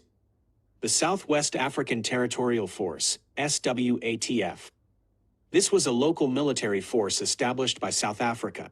It was made up of many black Namibians, roughly 80% of the force, who fought against SWAPO's military wing. While many joined for jobs, some were ideologically opposed to SWAPO's methods or political ties to the Soviet Union. 3. Hardline colonial supporters. There was a small but vocal group of white residents, particularly within the National Party of Southwest Africa, who wanted the territory to remain a fifth province of South Africa. They supported the apartheid system and strongly resisted any move toward majority rule or total independence. The result: when the first free elections were held in 1989, the results showed the division clearly. SWAPO won 57% of the vote. The DTA, the main opposition, won 29%. The remaining votes went to smaller parties like the United Democratic Front, UDF, and Action Christian National. Even though these groups disagreed on how Namibia should be run, they eventually came together to write the 1990 Constitution, which is still praised today for protecting the rights of all these different groups. Would you like to know more about how these different groups eventually agreed to work together in the new government? I hope you are with me. Daniel Shima, the only thing I will do is to give you the link. If you are man enough, then you come inside here and tell me how I'm a fake man.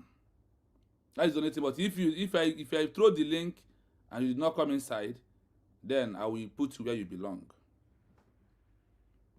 That is the only one thing I want you to do. Try and use the link. When I put it, remain here, because when I will put the link so you can come in. Or I will hold it here, give you the link, so you will tell me how I am a fake man. If you're ready to do that, on the comment section. In the next 10 minutes, if you didn't say anything, I'll put you where you belong. Then that is how you know who are fake. Because those that are fake refuse to put their voice and refuse to put their face.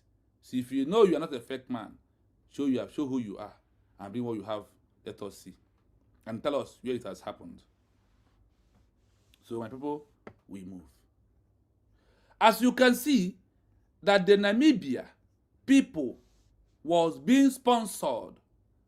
The three group that emerged after they all agreed that they are going to declare Republic of Namibia in 1960. What happened? They come back and form their own government and start doing their own thing. That is why it is very good to use what happened to every other places to judge yourself. Because when we was in school, all the textbook that we are reading, people has read it before us. And through reading those textbooks, that is how we passed and come back home. True or false? All the textbook is what people have used in the past. You always in the school tell you to look for past question paper of those who have left the school. The same thing in this movement that we are into. Even in a court case, sometimes the judge will refer you to one of the cases that they have handled in the court and use that the same method that used to handle case then to judge your own case. So all these things we know serious and stop. So now I want you to understand clearly that the first group of DTA who left the declaration of Namibia and formed a party through South Africa is purely what Ogenkere stand with his people, and that's what they are doing today. What did they call them? They said the DTA was the most significant internal oppressor group. Formed in 1977, it was collection of the several different ethnic and political party, like what you see today inside Ogenkere and Sani Akrawa 419 group. Hope you can. Then, the sentence. They wanted independent for the forward federal system where different ethnic group would have their own local power. That is exactly what Namibia people did in their own country. But they use it as an allegation that this government is too autocratic. Her name is Madam, you must bow. Her name is Madam Baobab, you must bow. Because of documents of the USB they are declared, she is the only one having it. And when the people of Namibia, after these three groups has emerged, after their declaration, when the UN decided to recognize them, they recognize the one that has documents in the hand, not the one that has no document and be carrying empty portfolio. Nothing is inside. These are how the world will see everything. And those can tell that what I think, how I feel, what I want is not a way to have Biafra as a country, but it is like what Namibia people did in their past. And the world have started using, after now they have understand that there is USB they are declared, they start comparing us at all time with the history of Namibia people, of what happened and what they used to argue and how they got Namibia as a country. That is how it happens. Daniel, the 10 minutes is winding down. We remain 4 minutes. I'm waiting for you. The conflict. SWAPO, after the United Nations viewed the data as the puppet, Ogenkere was being seen, no matter what anybody do, in the eyes of the, she never used to UN. If she go there, he will come back with shame, because they will never open door for him, because he cannot even say his name, talk less of defending United States of Biafra as a person. It cannot happen anyway, unless if your enemy push towards that, like what you know that Nigeria government is capable of being doing. Nigeria government is only capable of being destroying good things, and how do they destroy it? Through our own people. That is what is happening to us today, my people. Now we move. Of the South African government, the DTA received fund and support from the South Africa because they were seen as the more mandatory pro-West lucrative of the sociality learning by SWAPO. In this SWAPO, the Namibia people, they open school in abroad where they lectured and teach their people their culture and why they need Namibia as a country. So, despite all this, the DTA continuously showing that they are the one in charge until the UN look on ground and find what is happening, and until they decide to come down to recognize what Namibia as a sovereign entity fully. There is things that we need to know very well, and there is things that needed attention. When those things like what we are seeing today, or the program I'm doing here today, to prove to you that Oge Nkere is the one that Nigeria government is using. I don't want to doubt it. I want to see it from different angle that all this that is happening today has happened somewhere before. And because of it has happened somewhere before, that is why we must take the example to understand what we need to do and how we're supposed to do it better. Please like and share the program, please. Please like and share. Subscribe on the page. That is the only good thing you can do the most for me at this stage. Please.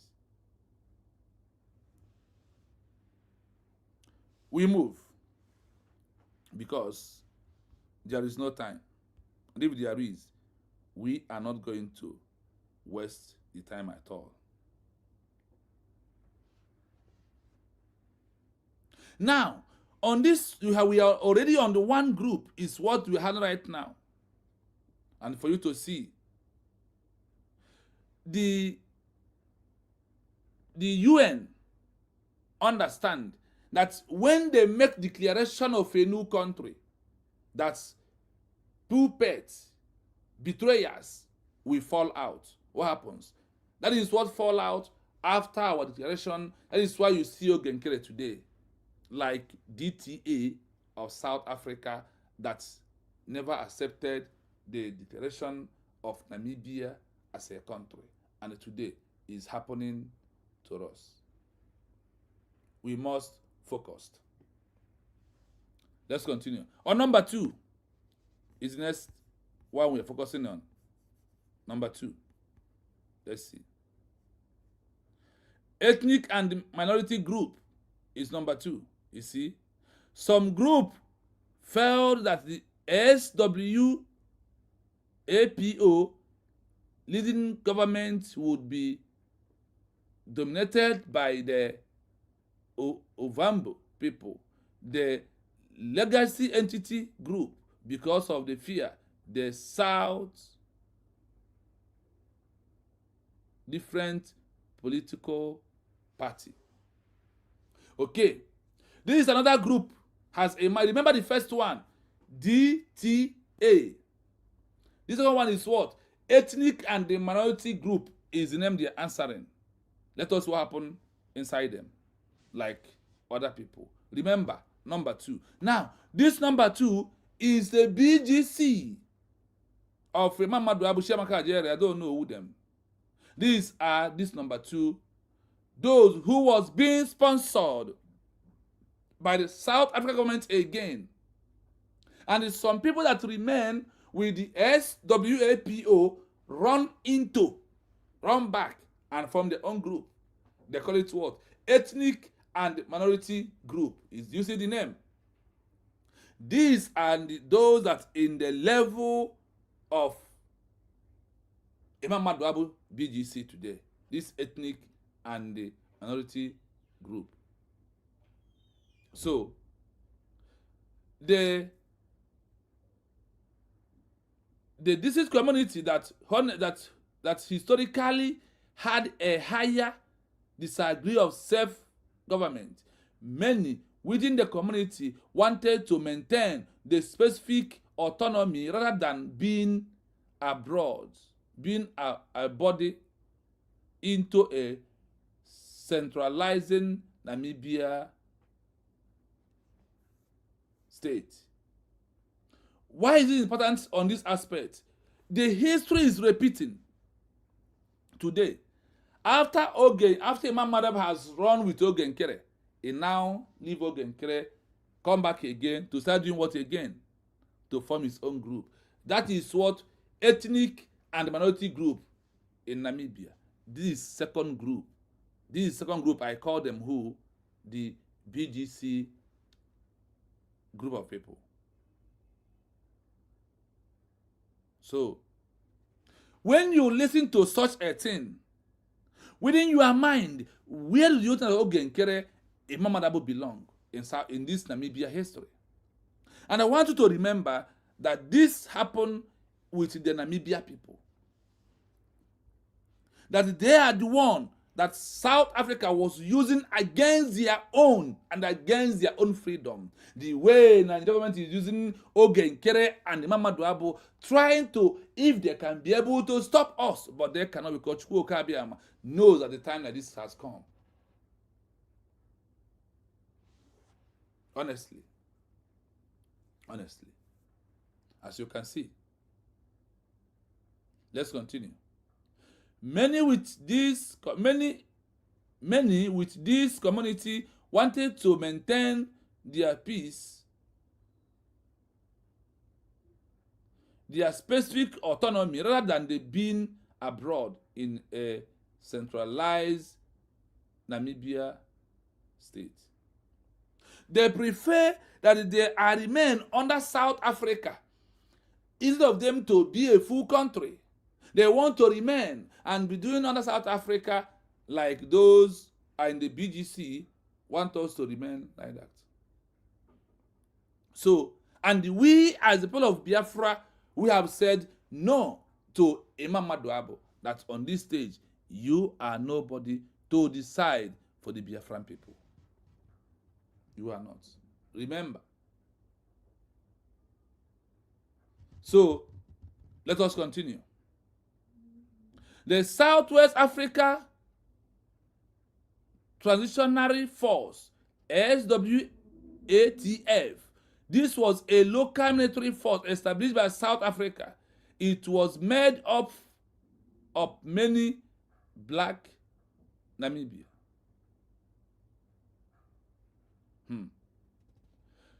Ruling over 80% of the force, which fought against SWAPO military wing, while many joined for job. Some were ideologically oppressed. I hope you are following. We are ideologically opposed to SWAPO. Why do they do that? And who are this group? This group move from the same, the DTA, like Oge Nkere, moving away from fake FALLBACK BRGIE of Oge Nkere that moves away from USB we are declared. Now, connect the dot within yourself. Connect the dots. So, the Southwest Africa, listen, you, these are people of Namibia, both black and all colors. What happened? That's what happened there. That South Africa government also not only supporting individual citizens like SWAPO 1, also people like Imam Madu today has been able to claiming otherwise. And what happened today? He has opened his own account of the net. This is how you know the criminals in what we are doing. So let nobody, as of this time around, if you have a conscience, or if you're listening to this program, or those who are here to share the program so others will join us may like the program. It is very important. So it's very understandable that South Africa has sponsored first group up to the military wing of Namibia. That's the majority of them, the black of them, was working for South African government because of what? They want work and they need money. That is why they work with them and start buying their own people until the ceasefire finally arrive. Let me tell you, let me shock you. You see all this that happens here. Remember group 1, group 2 is where we are right now. Remember that what happened here has happened in Biafra military by Gentle and Butoza. Do you understand? What's happened in Namibia has fully happened in this movement. If I ask you, what are you going to say? Is it not true that what happened in Namibia as a country has happened in our own? It is in the written documents. So now that all of them has deviated, in time of SWAPO, after the declaration, the three of them forming 3 different groups, does it stop UN to recognize those that met their peaceful declaration? For you to see that the betrayal from the hands of the oppressor must to be from the inner house, not from outsider. Remember that they call the movement of Namibia people with their people betray. They call it what? Internal oppressor. There will be no oppressor work if the internal did not accept to do the job. And remember, this was local military force established by South Africa. It was made up of many black Namibia, overruling of 80% of the force, who fought against the military of Namibia, who fought against the military of Namibia after their declaration. South Africa sponsored them, like Gentle, Butozo, try to tell Biafran people that they have meeting with governors. Not the first one, not the second one, maybe the third or the fourth one, that Chukwu Okabiama, they to make the exposition about their movement. And they are crying that they don't know what they eat in the meeting they went to, if they have given that person something to put in their drink, what happened. Now, look at exactly that history here, repeating again in the Biafra movement. And you are shouting, money for men on ground. The men on ground that are having meeting with the Southeastern governors and the Nigeria government is the one you are hoping that will come out and fight for you. Indirectly today, they have started fighting the real Biafra military. Mommy Maureen, good evening. You're welcome. Gideon, I see you. Thanks so much for coming. Thank you so much. I appreciate you. Now, the military of who? This military was built by South Africa that Namibia is fighting to exit from. Now, let's take it to Gentile and Butozo.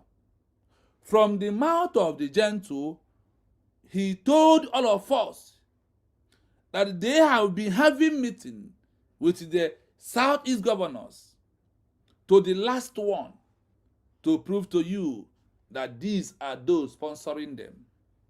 These are those that make them that they never accept the declaration of United States of what? Biafra that took place in Finland on November 29, 2024.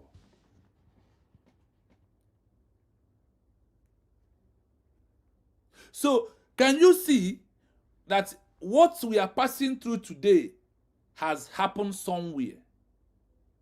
But what should be at the back of your mind is, did it stop the recognition of the Namibia as a country after this three group has deviated from the official declaration of country called Republic of Namibia? They do not. The Southwest Africa Territorial Force, this SWATF, was a local military force established by South African government. It was made up of many black of Namibia. Do you think they will go and bring Fulani to come and fight the Biafra military in our whole land? No. That is what is seen going on today. That is why you see them tagging the United States of Biafra military all kinds of names and making mockery of themselves social media today. And the world are watching all of them, including Adandosho, and all of them. You see the old fool called Ado no we go to Fulani. That military you are bringing out was the one that's been established by the Nigerian government this time around. Why are they having meeting with them? Yes, Mommy Stella, Butuzo and his cohorters never believe in the declaration because the oppressors are the one using them. The way the oppressors used the Southwest Africa Territorial Force SWATF to fight against the declaration of Namibia and the fight against the Namibia military. It has happened somewhere in Africa, and the South Africa has done that in the past. The same method that the Nigerian government has done in the midst of who? In the midst of IPOB organization, and also in the midst of who again? The so-called fake FALLBACK BRGIE, the so-called BGC, and those who call themselves AUTOPILOT. Remember, this is how Namibia people have three groups after they have used SWAPO to make the declaration of Namibia as a country. And this group, now we are number 2. I hope you're hearing it. How South Africa, on their own, single-handedly found another military of people of Namibia and use it to fight against their own. Today, those that are attacking, are fighting against USB we are declared, are they not our fellow Biafrans, Ogenkere, Imam Maduabo, I don't know, we will go to Fulani, and the so-called one, Isiocha, in France. Yes, as you can see. What happens? Let's continue. who fought against SWAPO military. SWAPO, the modern of military wing. Why many join? Because of what? They need job. They are hungry. The same thing that is happening today. Some were opposed to the SWAPO modern or political ties to the Soviet Union. Today, you see Ogen Kere, I'm running to congressmen, running to Washington, D.C. Doing what? Sabotaging the Biafra recognition. Like when the South Africa sponsored some of them into the Soviet Union to talk against the declaration of Namibia in 1960. I hope you are following. These are the areas that are very important. Please, I will take some minutes, listen to the audio voice. When I come back, we will finish the number 2. Okay, we'll go to number 3. And after that, we will put link for those who want to join us as we continue. Because this night, we still have some hours to go before we shut down. So listen again. While the vast majority of people in Namibia supported independence, there were several groups that either opposed the specific vision of the liberation movement, SWAPO, or preferred to stay closely tied to South Africa. These groups were often motivated by ethnic concerns, political ideology, or a desire for a different type of government. The opposition generally fell into 3 main categories. 1. The Democratic Turnhale Alliance, DTA. The DTA was the most significant internal opposition group. Formed in 1977, it was a coalition of several different ethnic and political parties. Their stance: they wanted independence, but they favored a federal system where different ethnic groups would have their own local power. The conflict: SWAPO and the United Nations viewed the DTA as a puppet of the South African government. The DTA received funding and support from South Africa because they were seen as a more moderate, pro-Western alternative to the socialist-leaning SWAPO. Composition: it included groups like the Republican Party, representing many white Namibians, and various traditional leaders from the Herero, Nama, and Baaster communities. 2. Ethnic and minority groups. Some groups feared that a SWAPO-led government would be dominated by the Ovambo people, the largest ethnic group. Because of this fear, they sought different political paths. The Rehoboth Baasters, a distinct community that historically had a high degree of self-government.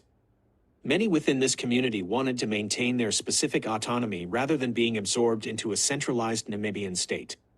The Southwest African Territorial Force, SWATF. This was a local military force established by South Africa. It was made up of many black Namibians, roughly 80% of the force, who fought against SWAPO's military wing. While many joined for jobs, some were ideologically opposed to SWAPO's methods or political ties to the Soviet Union. 3. Hardline colonial supporters. There was a small but vocal group of white residents, particularly within the National Party of Southwest Africa, who wanted the territory to remain a 5th province of South Africa. They supported the apartheid system and strongly resisted any move toward majority rule or total independence. The result: when the first free elections were held in 1989, the results showed the division clearly. SWAPO won 57% of the vote. The DTA, the main opposition, won 29%. The remaining votes went to smaller parties like the United Democratic Front, UDF, and Action Christian National. Even though these groups disagreed on how Namibia should be run, they eventually came together to write the 1990 Constitution, which is still praised today for protecting the rights of all these different groups. Would you like to know more about how these different groups eventually agreed to work together in the new government? Why are we repeating? I will repeat the voice. I'm going to repeat the voice, because through this voice, through this audio, you will understand it clearly. You can see what happened in Namibia. And the Mazen Kano said he's tired of broadcasting. Now I will leave you here. Take that the same vote of Mazen and the can back. After that, then we will continue. I will be back. Let's take a break. Our Please, people like and are share. lame. They are weak. I am struggling to count how many men there are in Biafra land. There are no more men left. Weak, docile, and imbecilic. Weak. I don't know how we can take such people to war. I don't know how we can take men who are not men into battle and win. I am ashamed. Very, very ashamed. Nonetheless, we must preach this very gospel because man did not ask us to come. Chukwu Abiyama in heaven mandated that we should come. If not, that I was called to do this very work, I will not speak to any of you anymore. But Chukwu Abiyama said this very gospel must be preached, and we must preach it. I have prayed since yesterday up until now. My request is very simple. The same prayer I made in secret, I will make out here in the open. Chukwu Abiyama Biko,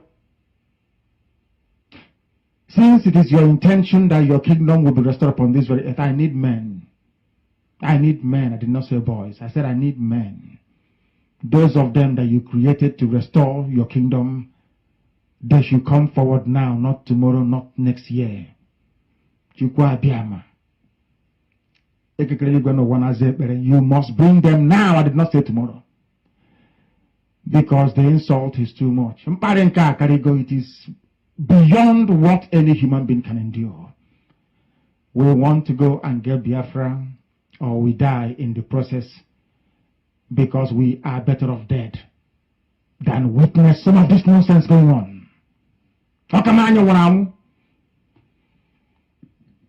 The level of insult is beyond what any decent human being can tolerate. They bring their cattle into our land. They desecrate our land. They kill us in the presence of our families and nobody does anything about it. And when the police attend, the police sit idly by as people are being killed by not a multitude of people. Only four. Only four Awasa people can sack an entire village in Biafra land, and we call ourselves men. No, we are not men until we redeem our honor. Until we look at integrity and say we must have a part of it. Until then, to be honest with you. This is Radio Biafra. Now is the time to come forward. I did not say tomorrow. Now, tonight, is the time to come forward. 100 of us, and then we march. 100 and we march. The rest can come later if they want to. I am tired of broadcasting. I want to fight for my country. I want to carry arms to defend the honor and integrity of my country. I want to avenge the death of 6 million people. I want Biafra to stand as a beacon of hope, freedom, and liberty in black world. I want Biafra to stand as a testament to the glory of heaven upon the face of this very earth. I want Biafra to stand because my obligation to the dead outweigh that which I owe to the living. That is why Biafra will stand, and Biafra will come. 100 men, that's all. And we march. The rest can come later on. I no longer give a damn. The disgrace and the insult is too much. We must go and meet our enemies even if we have only machete and hoes. It is far more better for us to go and meet them and die with a semblance of dignity than with this very humiliation which we encounter every blessed day. We must assemble as quickly as possible. I hope you listen to Mazen Nandekano. Now, why do I play this voice on this stage where we are? When you stand on the truth, the world must see you. Today, USB, stand 1, 21st century law. Number 2, the template of the international community. Number 3, present document that the name is United States of Biafra, a country, no longer a group or organization.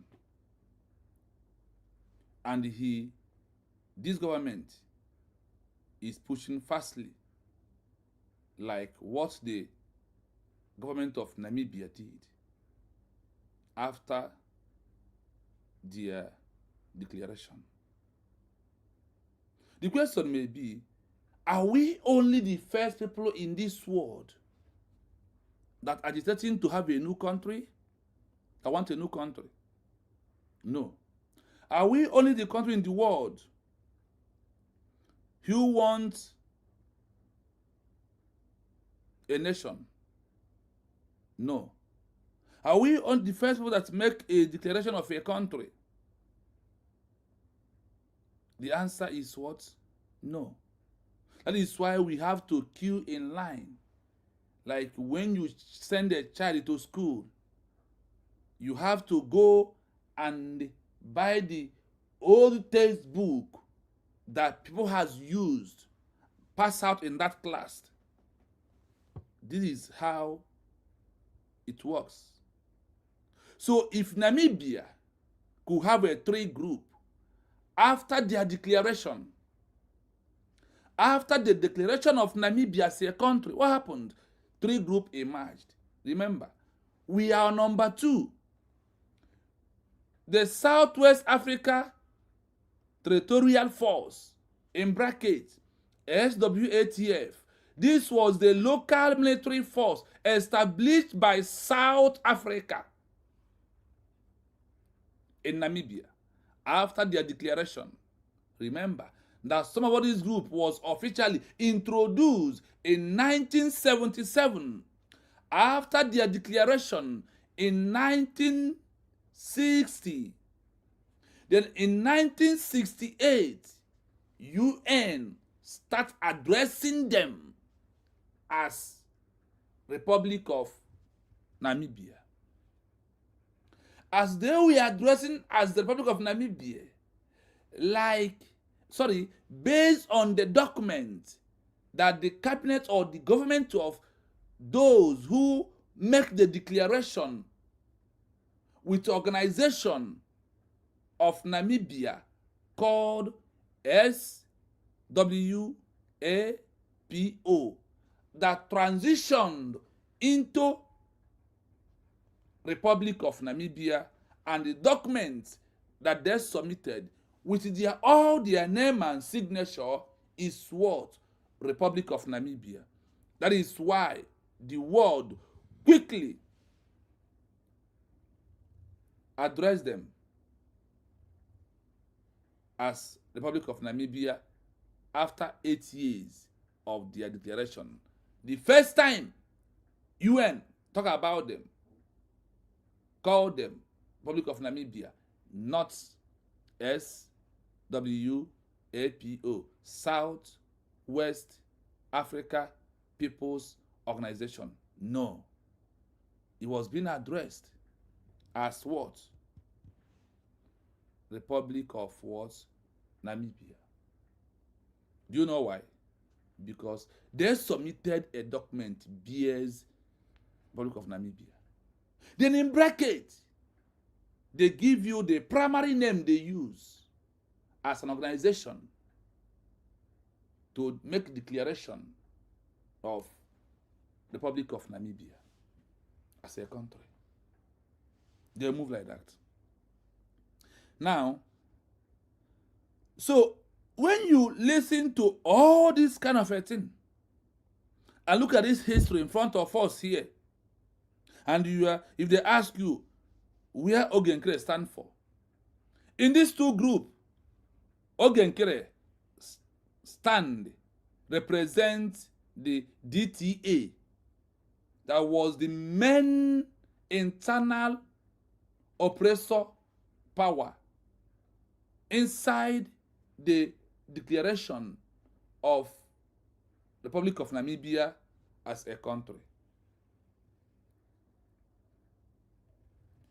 God, thanks so much. I see you. Remember the code. I told you that here that we must first recognize ourselves by using the name, like what Oluchiwa God put on the comment section, hash, I am a citizen of United States of Biafra. This is how it goes. So anybody who don't know about us will see it on comment and say, okay, what is there? I am a citizen of United States of what? Biafra. Through this means, you are spreading this name to go viral. So don't be stingy when you come. You refuse to first address who you are, so people can address you with the name that you use to address yourself. Thank you for that. I want to remind you. All this group was, some of them joined the military against their own people because of what? There is no job. They want a job. There is no food. They want food. The oppressor use them. To the extent that South Africa sent delegates to the Soviet Union to start criticizing the declaration of Namibia and trying to prove that nothing like that. Like Ogenkere going to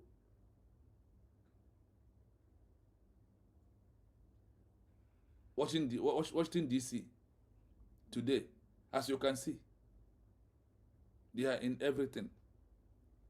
Now, listen to this military commander who is talking, and compare it to what you are hearing here, how the Namibia people was being used by the government of South Africa. Because we must compare all these things together for us to duly understand what we are doing, what we have to do in this stage. Sorry, I want to play you this voice because of this word, section 2, or this the second group out of the 3 that was against the declaration of Namibia, who formed their own different group. Like today you have fake FALLBACK BRGIE, you have BGC, and you have those who claim the AUTOPILOT. These are functioning groups after our declaration. Remember that IPOB is there also. So these are the things that we need to know, and we see how it happens. Listen to the voice of Gentle, and use it to put on the second section, so you will know those that are sponsoring Gentle and all this one they are doing. Tell them they are looking for him. Listen. 1 minute. So that is advert for YouTube. Okay. Listen to this. God knows that they thought that he will kill me the same way he killed his consort. He can never kill me now. Ever. If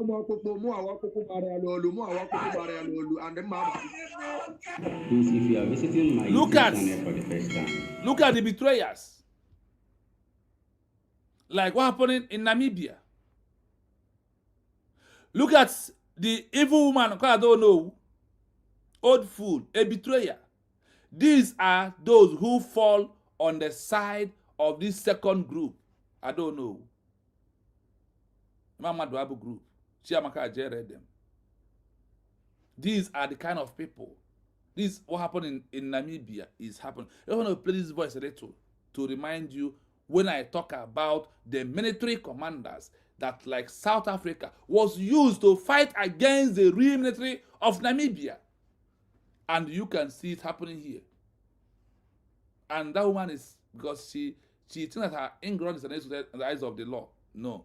In due time, she will answer for all that what she is committing and think that she's a smart woman.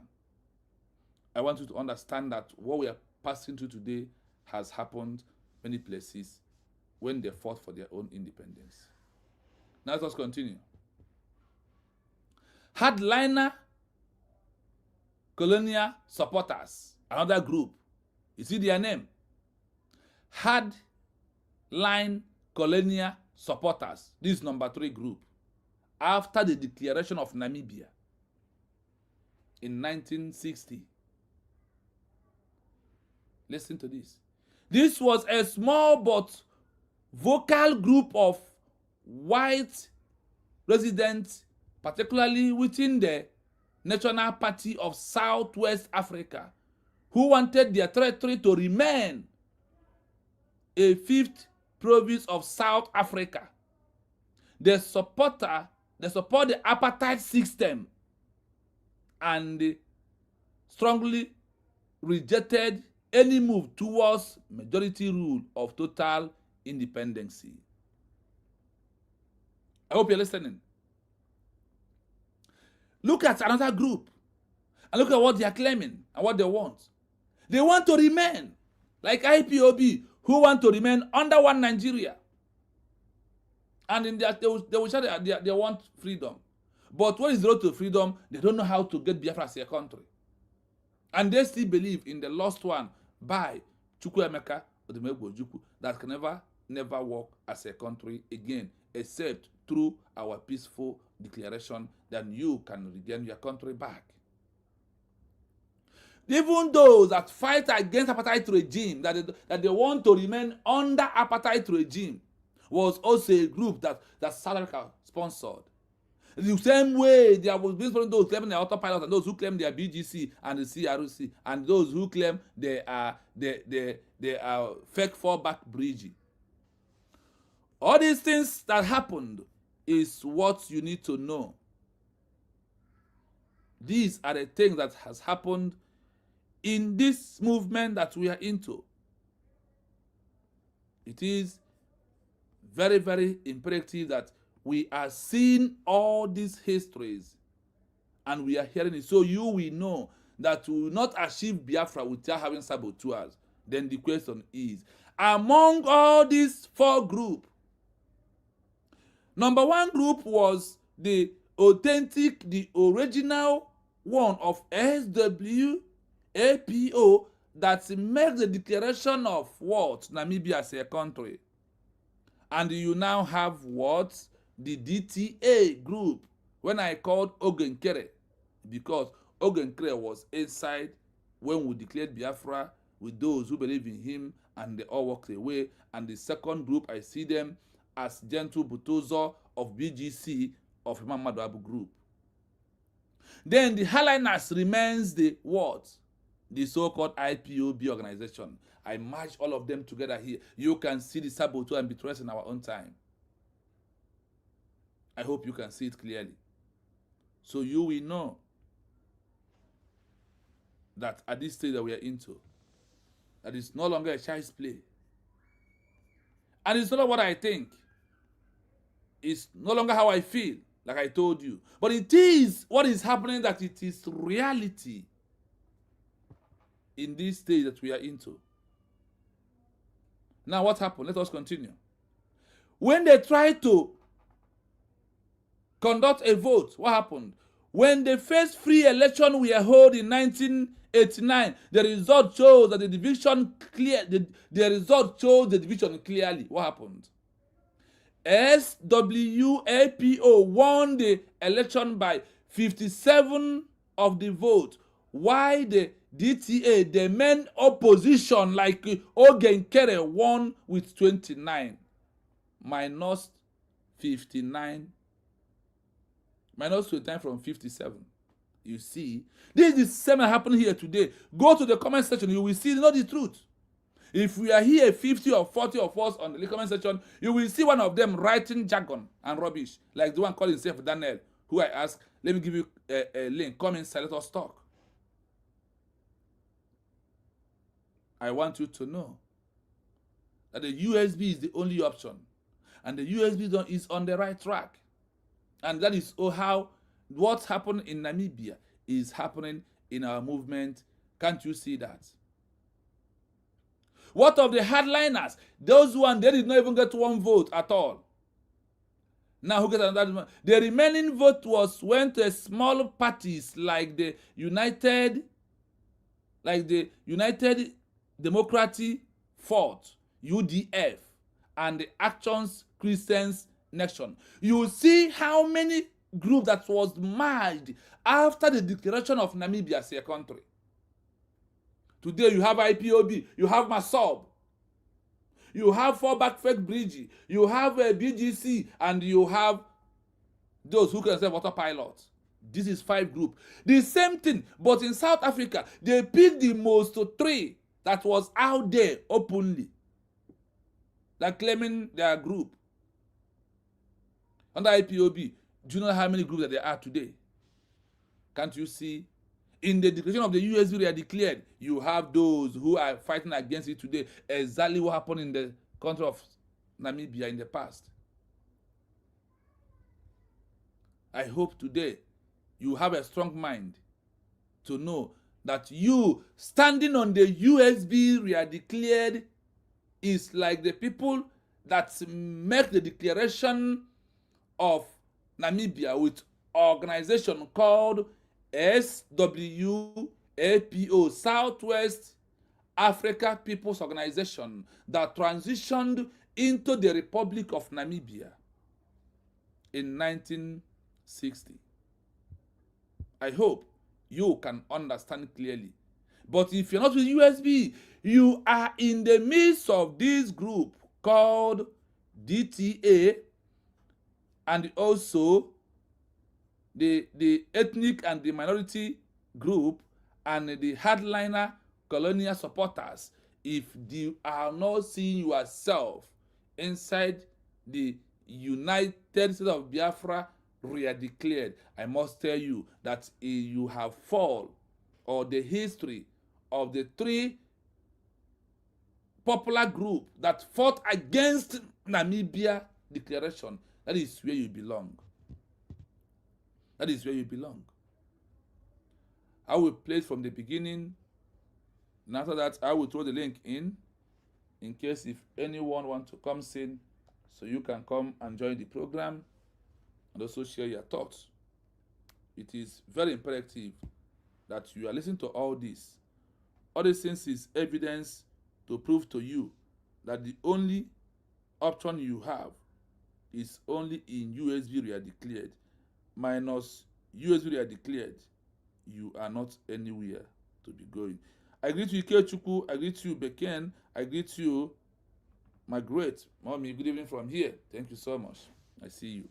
So, listen from the beginning of this program to the last where we are this evening. It is very imperative that you pay attention. So you can see that saboteur, that betrayer, that the oppressors cannot see us stop using people from among us to stop the movement, or to betray the movement, or to delay it. Look at Namibia as your example. Today, how many groups do we have? You can count and count the history of Namibia. Then you will find an answer from the history of Namibia.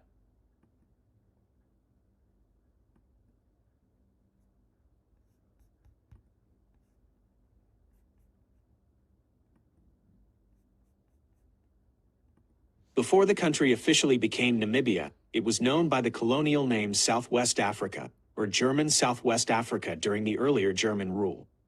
The name Namibia was specifically chosen by the liberation movement to replace the colonial designation, which they felt was merely a geographical description rather than a true national identity. The history of the name, Southwest Africa. This was the official name used by the South African administration, which controlled the territory from 1915 until 1990. The origin of Namibia, the name was proposed in the 1960s by Mabaramba Karina, a founding member of the independence movement. It is derived from the Namib Desert, with Namib meaning vast place in the Kokhagoab language. United Nations recognition. In 1968, the United Nations General Assembly officially recognized the name Namibia for the territory, supporting the protesters' goal of self-determination. However, South Africa continued to use Southwest Africa until independence was finally achieved. Key protesting groups. The most prominent organization leading the protest and the armed struggle was SWAPO, Southwest Africa People's Organization. Although their name still contained Southwest Africa, they were the primary advocates for the name Namibia to represent their future sovereign state. The transition was finalized on March 21, 1990, when the country officially gained independence as the Republic of Namibia. Would you like to know more about the specific legal steps or international declarations that helped Namibia gain its independence? I hope you're listening. The name after the declaration, the name they answered, immediately after the name, immediately they have declared it, they pick up a name. Not after that, they fall back.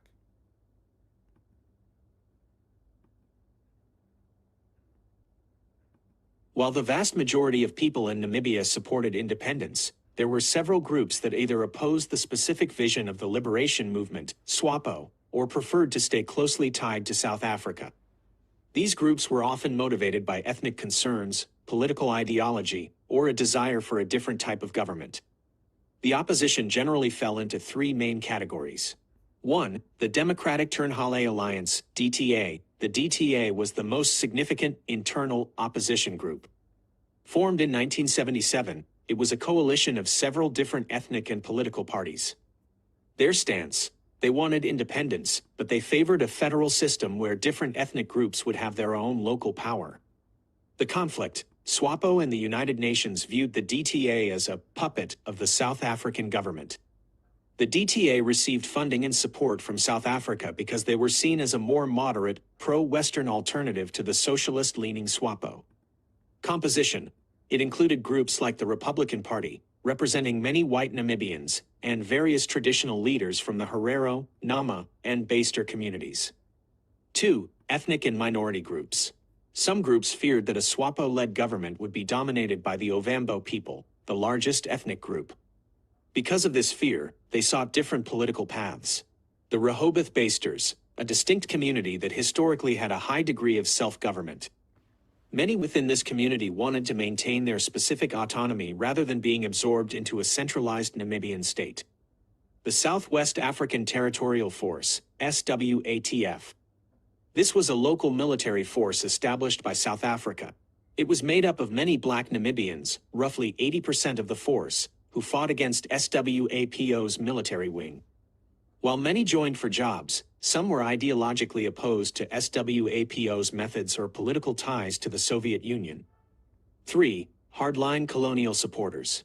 There was a small but vocal group of white residents, particularly within the National Party of Southwest Africa, who wanted the territory to remain a fifth province of South Africa. They supported the apartheid system and strongly resisted any move toward majority rule or total independence. The result: when the first free elections were held in 1989, the results showed the division clearly. SWAPO won 57% of the vote. The DTA, the main opposition, won 29%. The remaining votes went to smaller parties like the United Democratic Front, UDF, and Action Christian National.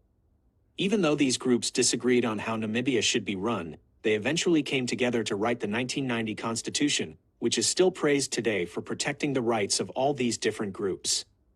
Would you like to know more about how these different groups eventually agreed to work together in the new government? After everything has settled, they now decide to come and work together. After Namibia has finally got their final recognition from the UN, that is when all of them decide to come back. After they have fought the movement with all these groups that we heard, as mentioned here today. So why am I doing this? I want you to know that what we are facing through today, that a country like Namibia faced it in their time, but they do not stop. There is no amount of sabotage that stopped Namibia to become who they are. There is no amount of sabotage that stopped Namibia of who they are today. So I want you to know there is no amount of betrayal that will stop this once there is a document of declaration. And without this document and the evidence of this declaration, that is where we might get it wrong. But so far we have this document, the evidence in our hand. I want to tell you that nobody will stop the movement. When is due time for Namibia to get recognition from the UN, those that make the declaration was the one that recognized by the UN, not the DTF, not the ethnic and the minority group, not among the 5 groups. I want you to know and to be rest assured that the only one that grabs recognition was the declaration document that was obtained on the day of the declaration by organization that made the declaration, called the organization is, I have mentioned it here before a long time, the organization was SWAPO, that made the declaration that transitioned into a country with a document, with legal documents at hand. The United Nations said that a document of a peaceful declaration is a legal document that gives the world power to discuss about the new country. It was give the world power under the law of the remedial secession external for you to have your recognition. Without this declaration, nobody look at you, and nobody in fact is going to know who you are. These are the areas that I want you to always put in your mind. These are the areas that I want you to know that without all these things, we might not really be serious to work for people of Biafra. Or we could have relaxed. If these men did not betray, maybe someone like me might not be social media today.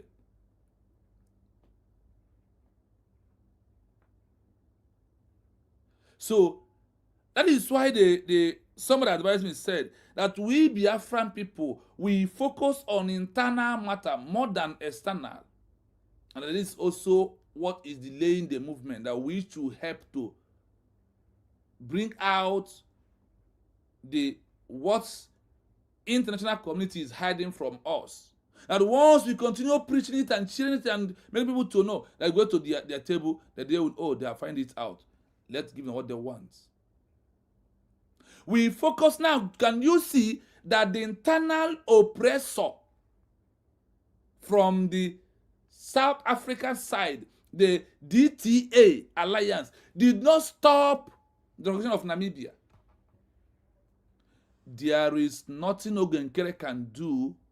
Now we have USD documents in the hands of our DPM, and the direct person that made the declaration, who they must summon her to talk, not the other person. So I want you to know from today that internal affair cannot stop our recognition, because the 5 group that was internal affair of the Namibian people, they did not stop recognition of Namibia as a country. So if you like, continue on your BGC, continue on your fake fallback, continue on your autopilot, continue on your MASOB, continue on your IPOB. We never stop it on the full day. Those who never accepted, when the declaration comes, what happened? They turn back to start begging, working with the government of Namibia. That is what you are doing today. That is why I am calling on you to desist from that. Because you will cry Hadaino at last.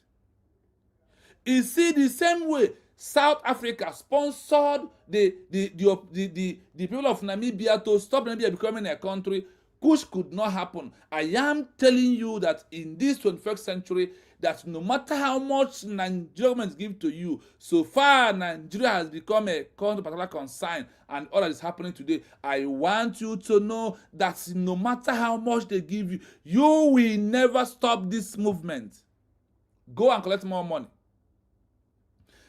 The South Africa first created the DTA. When they find out that the DTA is failing their what they plan, they created what? SWATF. This one, they created military. They used to fight the military of the Namibian people. When they find out that the SWATF, that the military could not stop, what happened? They also form what?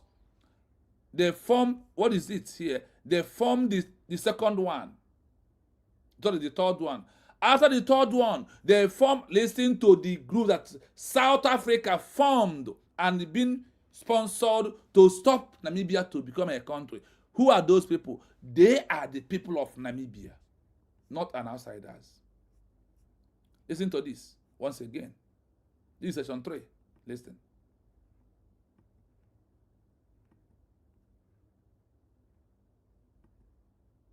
Listen to this.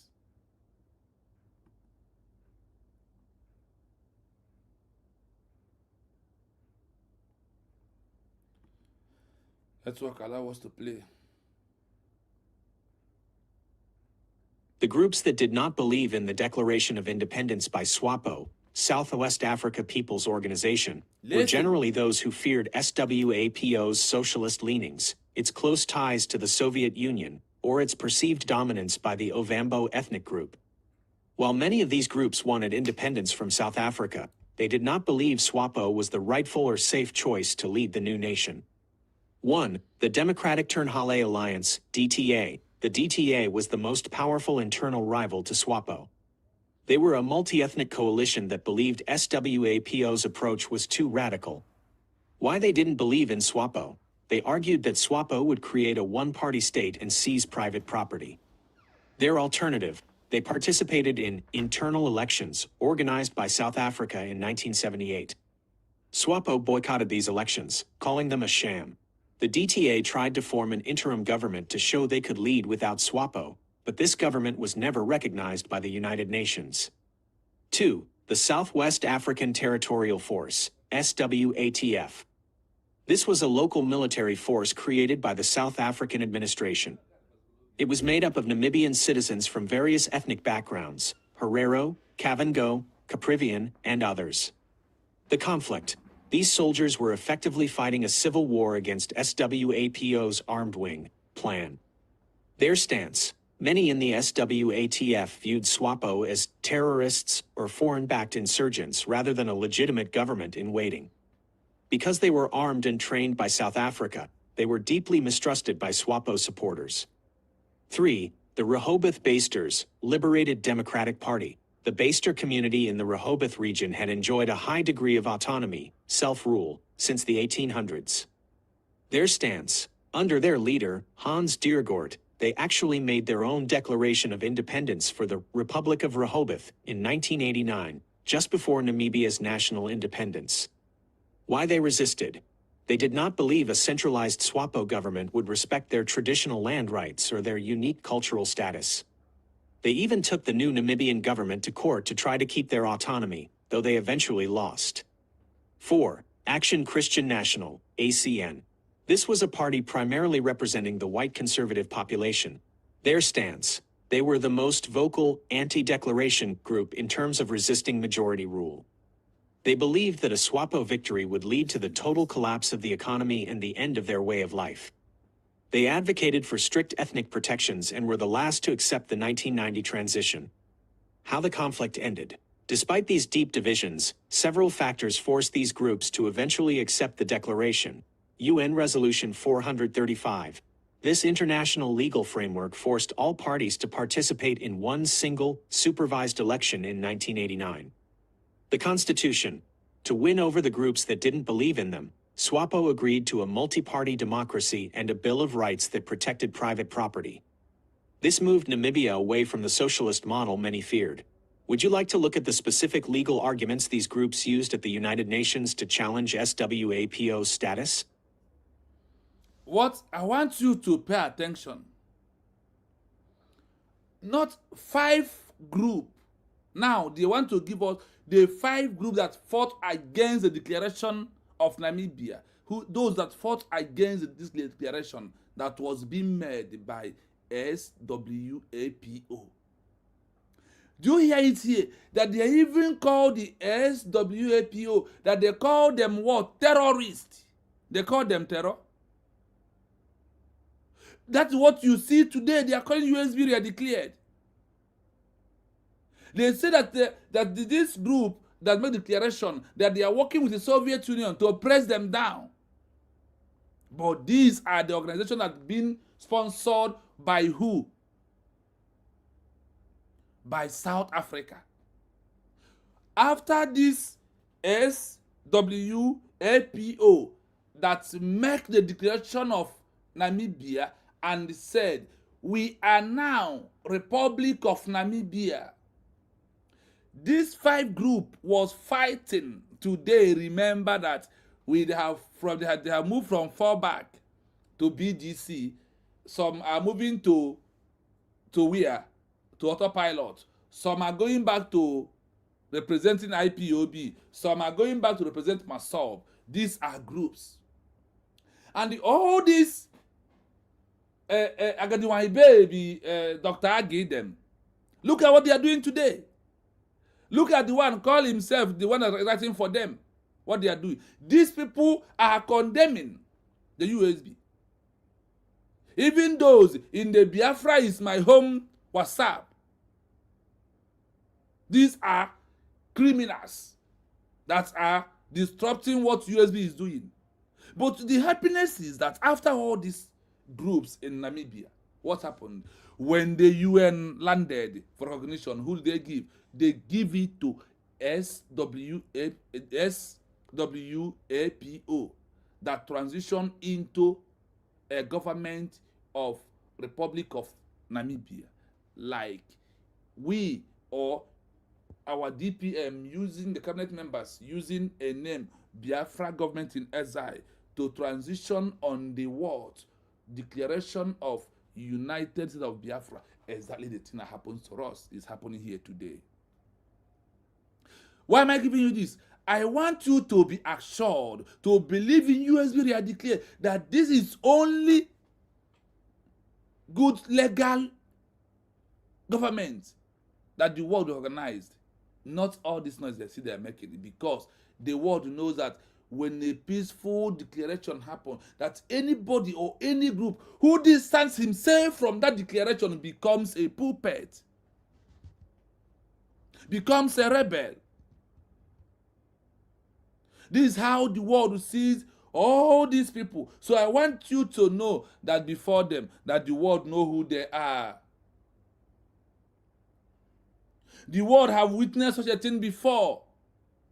And they had one who said that this group that was fighting against the declaration of their people is puppet being sponsored by enemy, the oppressor called South Africa in the time of the Namibia. Today you see Ogenkere, you see Mamadou Abo, you see Adandosho, you see IPOB, you see Masob. All of them have been on the same plate, the same template of Namibian people that never want Namibia as a country, but they want it to remain under South Africa, even under apartheid regime. Could you imagine?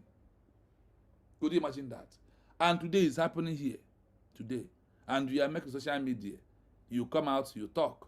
While you are representing or repeating the history of the saboteurs in this 21st century.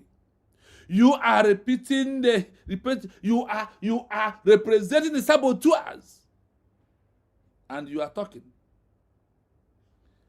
Listen to this session again, because we are going to give a big time on this session. The groups that did not believe in the Declaration of Independence by SWAPO, Southwest Africa People's Organization, were generally those who feared SWAPO's socialist leanings, its close ties to the Soviet Union, or its perceived dominance by the Ovambo ethnic group. While many of these groups wanted independence from South Africa, they did not believe SWAPO was the rightful or safe choice to lead the new nation. 1. The Democratic-Turnhale Alliance, DTA. The DTA was the most powerful internal rival to SWAPO. They were a multi-ethnic coalition that believed SWAPO's approach was too radical. Why they didn't believe in SWAPO? They argued that SWAPO would create a one-party state and seize private property. Their alternative, they participated in internal elections organized by South Africa in 1978. SWAPO boycotted these elections, calling them a sham. The DTA tried to form an interim government to show they could lead without SWAPO, but this government was never recognized by the United Nations. 2. The Southwest African Territorial Force, SWATF. This was a local military force created by the South African administration. It was made up of Namibian citizens from various ethnic backgrounds, Herero, Kavango, Caprivian, and others. The conflict. These soldiers were effectively fighting a civil war against SWAPO's armed wing, Plan. Their stance. Many in the SWATF viewed SWAPO as terrorists or foreign-backed insurgents rather than a legitimate government in waiting. Because they were armed and trained by South Africa, they were deeply mistrusted by SWAPO supporters. 3. The Rehoboth Basters, Liberated Democratic Party. The Baster community in the Rehoboth region had enjoyed a high degree of autonomy, self-rule, since the 1800s.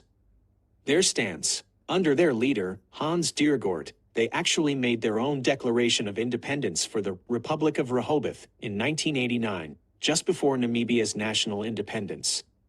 Why they resisted? They did not believe a centralized SWAPO government would respect their traditional land rights or their unique cultural status. They even took the new Namibian government to court to try to keep their autonomy, though they eventually lost. 4. Action Christian National, ACN. This was a party primarily representing the white conservative population.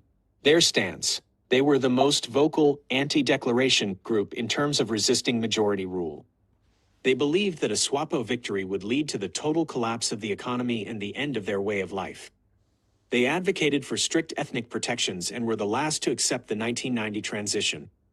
How the conflict ended. Despite these deep divisions, several factors forced these groups to eventually accept the declaration. UN Resolution 435. This international legal framework forced all parties to participate in one single, supervised election in 1989. The Constitution. To win over the groups that didn't believe in them, SWAPO agreed to a multi-party democracy and a Bill of Rights that protected private property. This moved Namibia away from the socialist model many feared. Would you like to look at the specific legal arguments these groups used at the United Nations to challenge SWAPO's status? That is the link in case if you want to join us on this analysis of this program this evening, so you can join us if you wish to do so. You can copy the link and join us. Touch the link, it will take you into the platform, then we are going to welcome you. I hope you are listening with your 2 ears opening. In Namibia, like what Ogenkere did by taking the government of the USVRIA declared to court, repeated in the history of Namibia. And they call all kinds of names to the government that make the declaration of Republic of Namibia 1960. All these things that you have been hearing, calling USVRIA declared, was the exactly and the history is repeating here.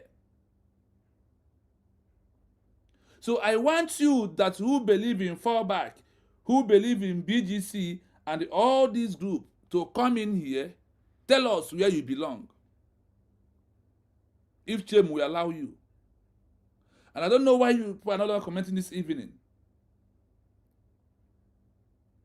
Why are you not commenting?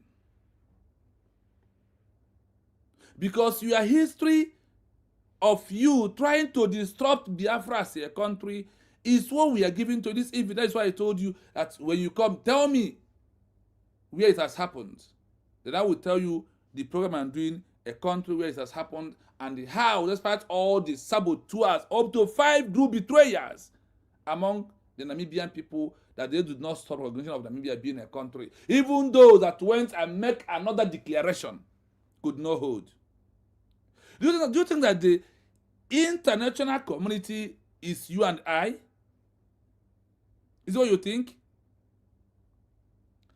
Do you think that those in the UN reason like you and I? Like you? No. You see how they reason? They reason that was the legal one. That any group outside that remains pulpit, rebel, betrayer of their own people. And you are here today proving to the world powers that you are a betrayer of your people, that you are a puppet from Nigeria, that Nigeria is sponsoring you. And you are claiming you are fighting for Biafra.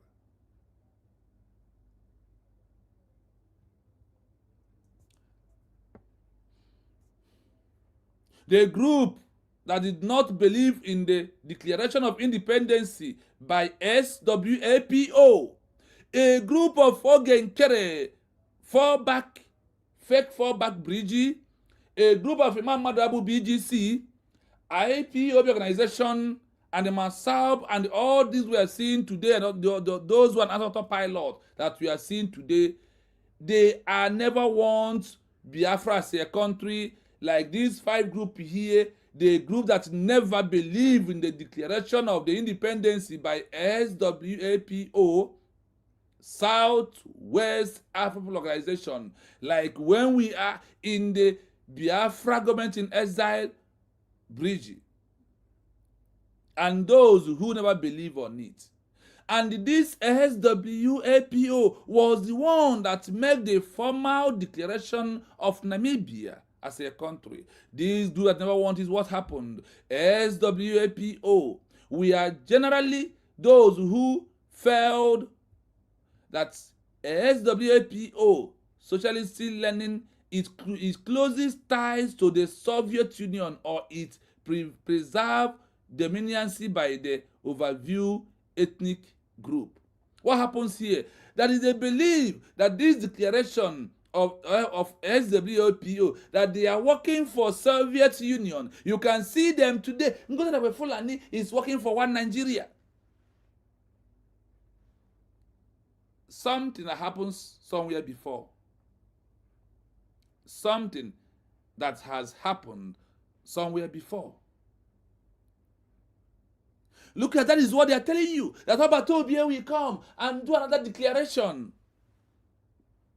Look at it here. It happens in Namibia. But I will quickly give you that no matter what happens in Namibia, that it never stopped the SWAPO as the authentic or the original or the legal government under legitimacy of the UN Charter that makes them to give the recognition of the declaration of Republic of Namibia as a country. They never give those who come back and declare it again. They never also give those that are claiming they are the right one. They never did that. That is why it is very, very imperative that you know that the USB we are declared is the only solution. All these things that you are seeing them doing is going nowhere. You see, all these things that you see them doing today will not stop recognition. You see them bringing a white lawyer can never stop recognition. You see, all these things they are doing is what people of Namibia did to their people in the past. And today, that is what we are seeing happening in our movement, and you are shaking mind. And your mind is being checked. I'm telling you to stop having benefit of doubt on the USB we are declared. Where you're supposed to have doubt is inside all these groups. Inside what? Inside all these groups that's never wants Namibia as a country. Now, another question should be, because of that, all this group has been formed and they never want Namibia as a country. Today, Namibia is not a country. If Namibia is a country, in which hand or under those that was being recognized, which people are those that are recognized by the United Nations? Who are those that are recognized by the United Nations?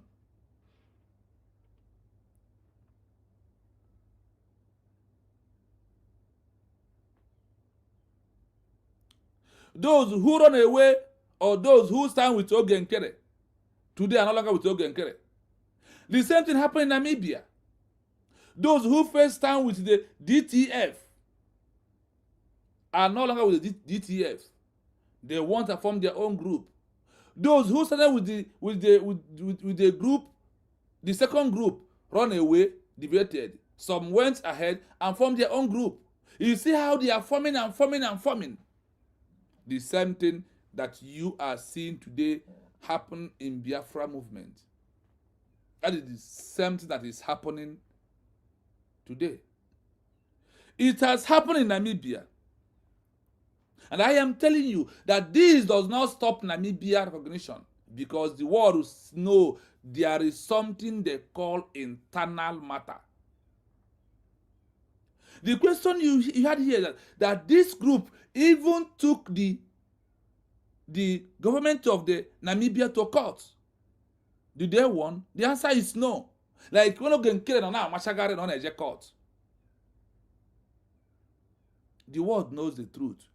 It's only thing that is there that the truth comes at last. The only one that is there that what? That the truth always comes at last. These are the areas I want you to be championing, that no matter all that happens in the Namibia, that first declaration by SWAPO was the one that hold ground, no other one.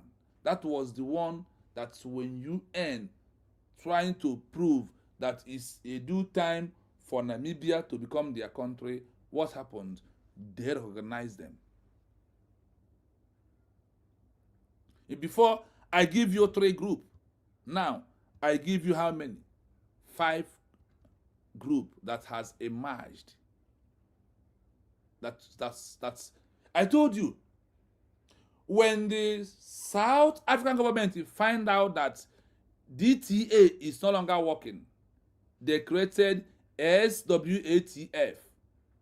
When the South Africa find out that ATF is no longer working, they created another one again. They created the one they call Liberated Democracy Party. That is number 3. Then when they find out that this one cannot always SW, they create Action Christian Nation, ACN. That one starts their own. After that, what happens?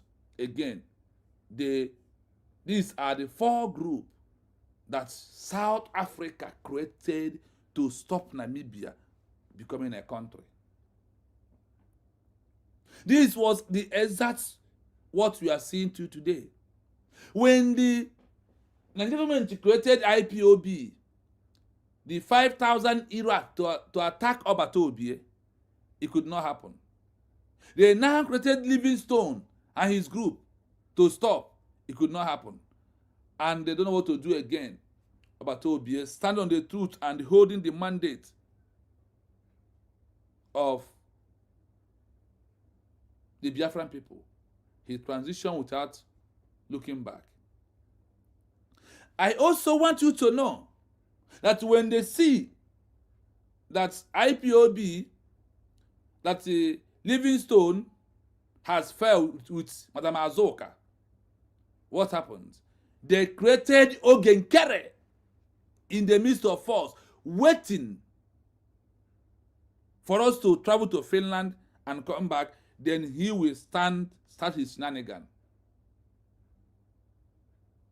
when that Ogenkere could not be able to stop the declaration, they created BGC, Madam CRC, Mamadou Abo.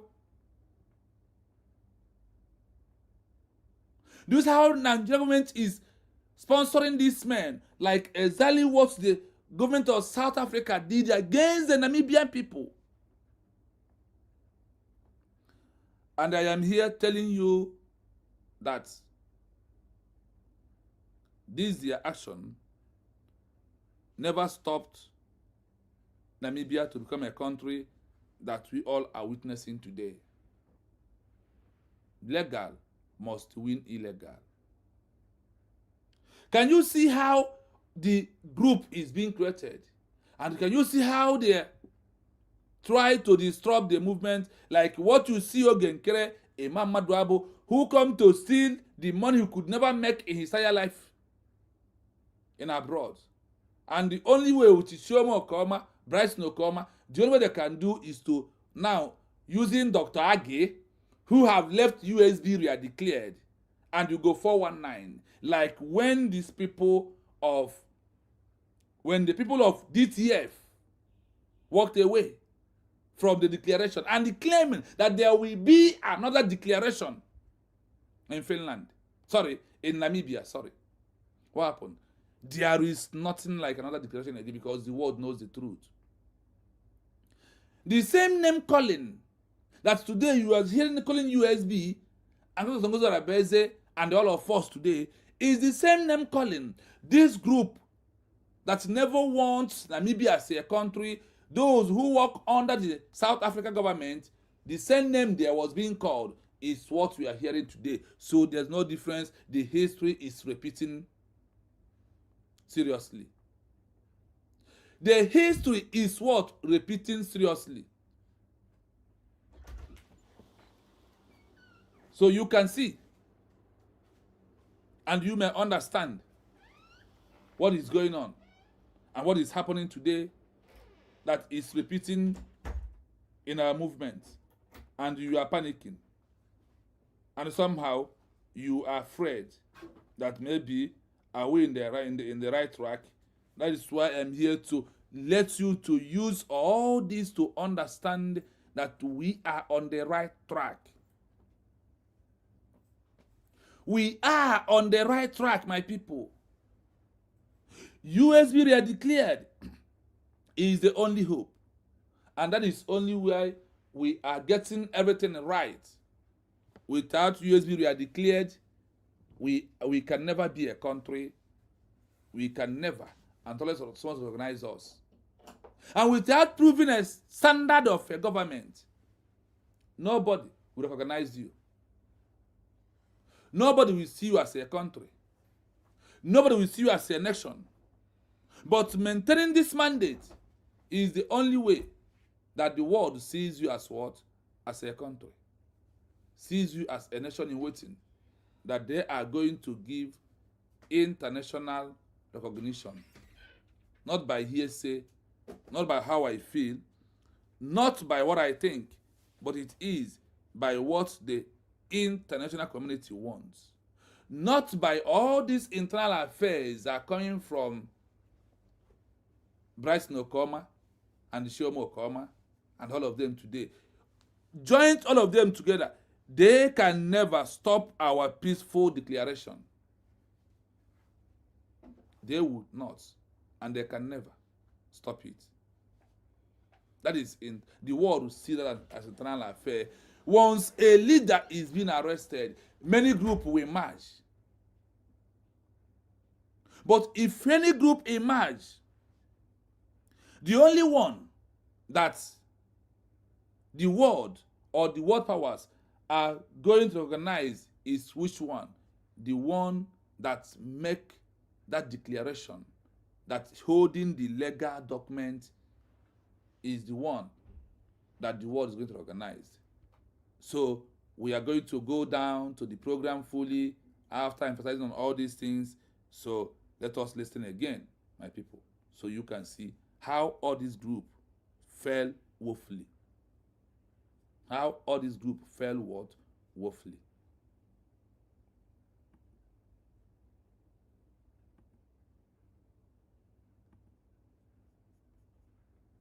The groups that did not believe in the Declaration of Independence by SWAPO, Southwest Africa People's Organization, were generally those who feared SWAPO's socialist leanings, its close ties to the Soviet Union, or its perceived dominance by the Ovambo ethnic group. While many of these groups wanted independence from South Africa, they did not believe SWAPO was the rightful or safe choice to lead the new nation. 1. The Democratic Turnhale Alliance, DTA. The DTA was the most powerful internal rival to SWAPO. They were a multi-ethnic coalition that believed SWAPO's approach was too radical. I hope you heard it clearly.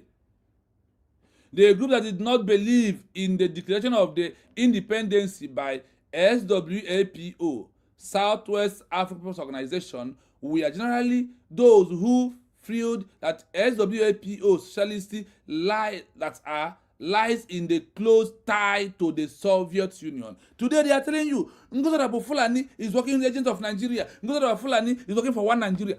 Is it not what we are hearing? Is it not what we are hearing?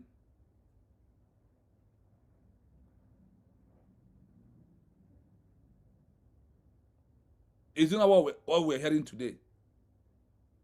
The same way they told those that make the declaration of Namibia, they said that they are what? That they are working for Soviet Union. Now, those people that are working for Soviet Union was the one that got the recognition of Namibia as a country. Why? Many of these groups wanted independence from South Africa. They did not believe that SWAPO was the rightful or safe choice to lead the nation. Like those who never believed that our DPM is the one who on the right track and who was doing everything that the world needed at this time for us to achieve Biafra as our own country. Do you see that what we are passing through today and we are panicking, you are on the fence, has happened somewhere before? Shimanuku, I see you. Good evening from here. Can you see that? That what we are passing today has happened somewhere in Namibia. That thing you see, I don't know what she's doing, that thing you see all of them today are doing, that is how to know, that is to prove to you that such a thing has happened somewhere before. And it happened where? Namibia. And I am giving it to you as you are listening, that you will find out that those that they rejected was the one who are doing what the world wanted and the one who is working as the true voice that set Namibia free. Like USB, we are declared.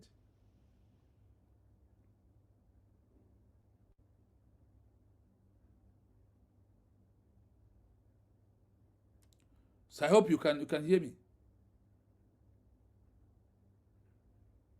I hope you can hear me loud and clear, my people. You know, there's one thing our people that they don't like such message. If I am playing Radio Rama or if I am playing all those things, they will full here. Benjamin, good evening from here. Thank you so much. If they see me here playing Jeton Yahoo, everybody will fool here. But once I am not playing such videos, I am giving this kind of message, you will see our people. They will come and disappear. They will come and disappear. That's one thing I find out. But I am happy doing what I'm doing because I am educating myself more and more. I am doing what? I am educating myself. That is my happiness. So I will know my rights. And then I have a full mind that only USB we are declared is the only option we have. That is just the truth of the matter. So do not panic. Look at the truth here. Now let us go in for the one group after the declaration of Namibia. The Democratic Turnhale Alliance, in bracket DTA, like group of Ogenkere. This group is like Ogenkere group. After the declaration, they are the first one that was being used by South African government to stop the movement. Listen. The DTA was the most powerful internal rival to SWAPO. Like Ogenkere claiming BRGIE, feel that he was the powerful internal rival of USB. And that is why they put Ogenkere to come and bring our DPM down. Remember. Look at it here. Look at where it's happening. In the past, it has happened to Namibia.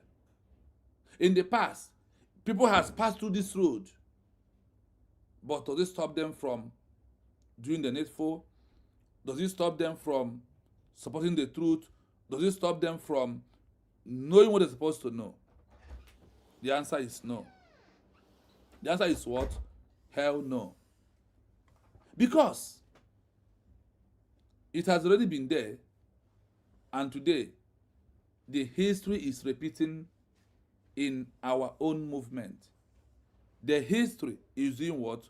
Repeating in our own movement today. And we are still panicking.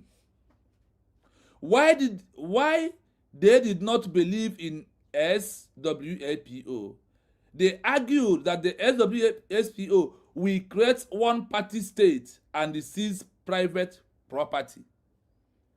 In the first stage, this group never really believed that Namibia will become a country. They never believed that. They never believed that Namibia will become what? A country. They even fought the Namibia movement. You can hear it here. They never believed. They say that if Namibia, if these people win this, or the world organize them without us doing something, that they are going to seize our properties. They're going to give it to us. The same way that IPOB organization is thinking. Now, then somebody who is doing this job for the IPOB is Ogenkere Direct, using by Nigeria government.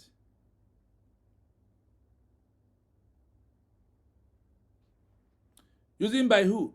Please, you have to go out and come back again, because you are not connecting. The network is very bad. Please go out, come back again. God is with me. Please go out and come back again.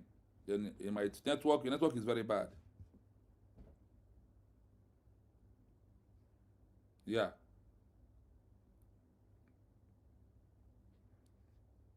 Thank you for that. Come back again. The network might allow you. The DTA was the most powerful internal rival to SWAPO. Combination of Ogenkere and the IPOB organization and one Nigeria make the gullible that followed them think that they are going to stop USB, that putting Ogenkere should be an upper hand to stop USB re-declared. But what happened? That's never hold ground, because lies can never win the truth. Darkness can never win the truth. That is why we have to continue funding, praying, supporting United State of Biafra as our own government. These are the most important things at this stage that we are into. Now, let's continue. There were multi-ethnic connections that believe SWAPO approach was too radical. A second goes on, why she's saying that we must bow? Why is it that she's answering must bow? I want to tell you that all these things that people are thinking today start from somewhere. All these things that people are thinking today start from somewhere.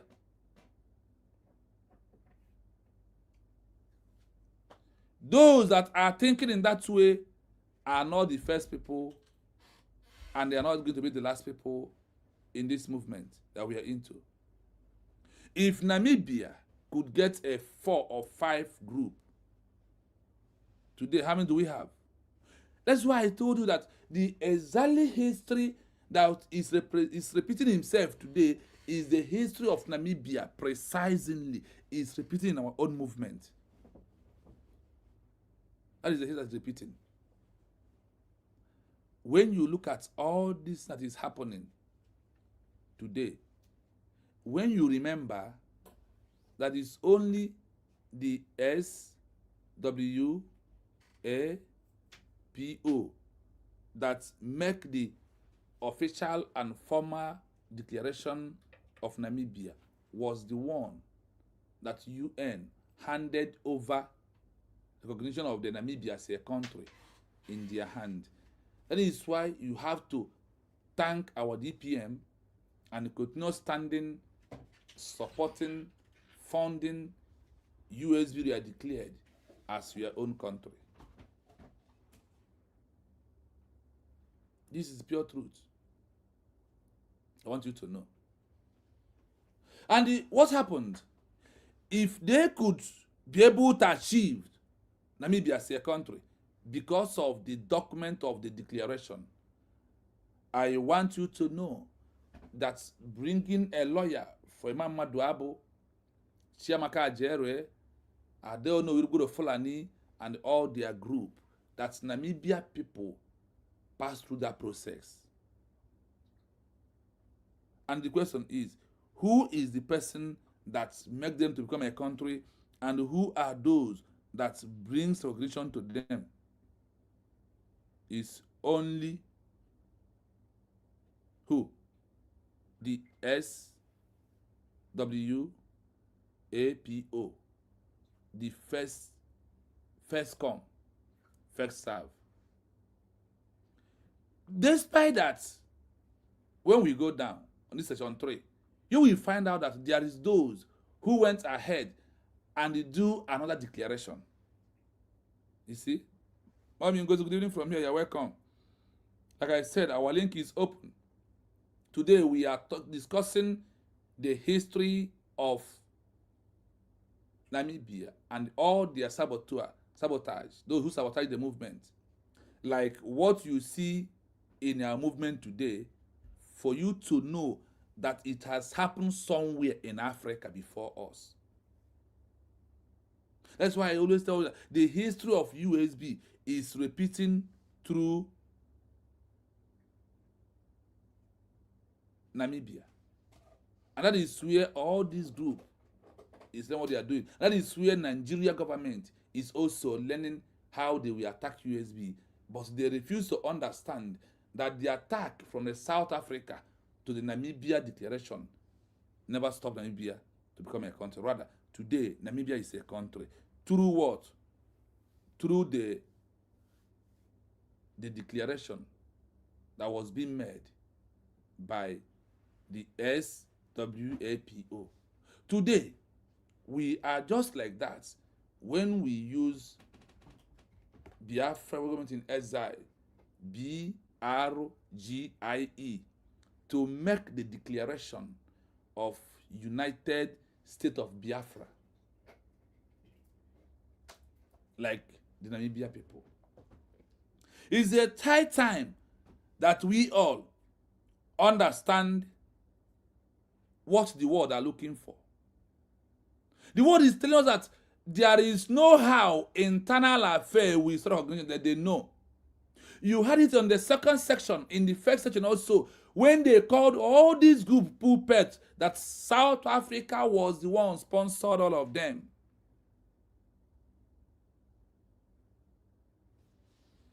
This is what happened in Namibia.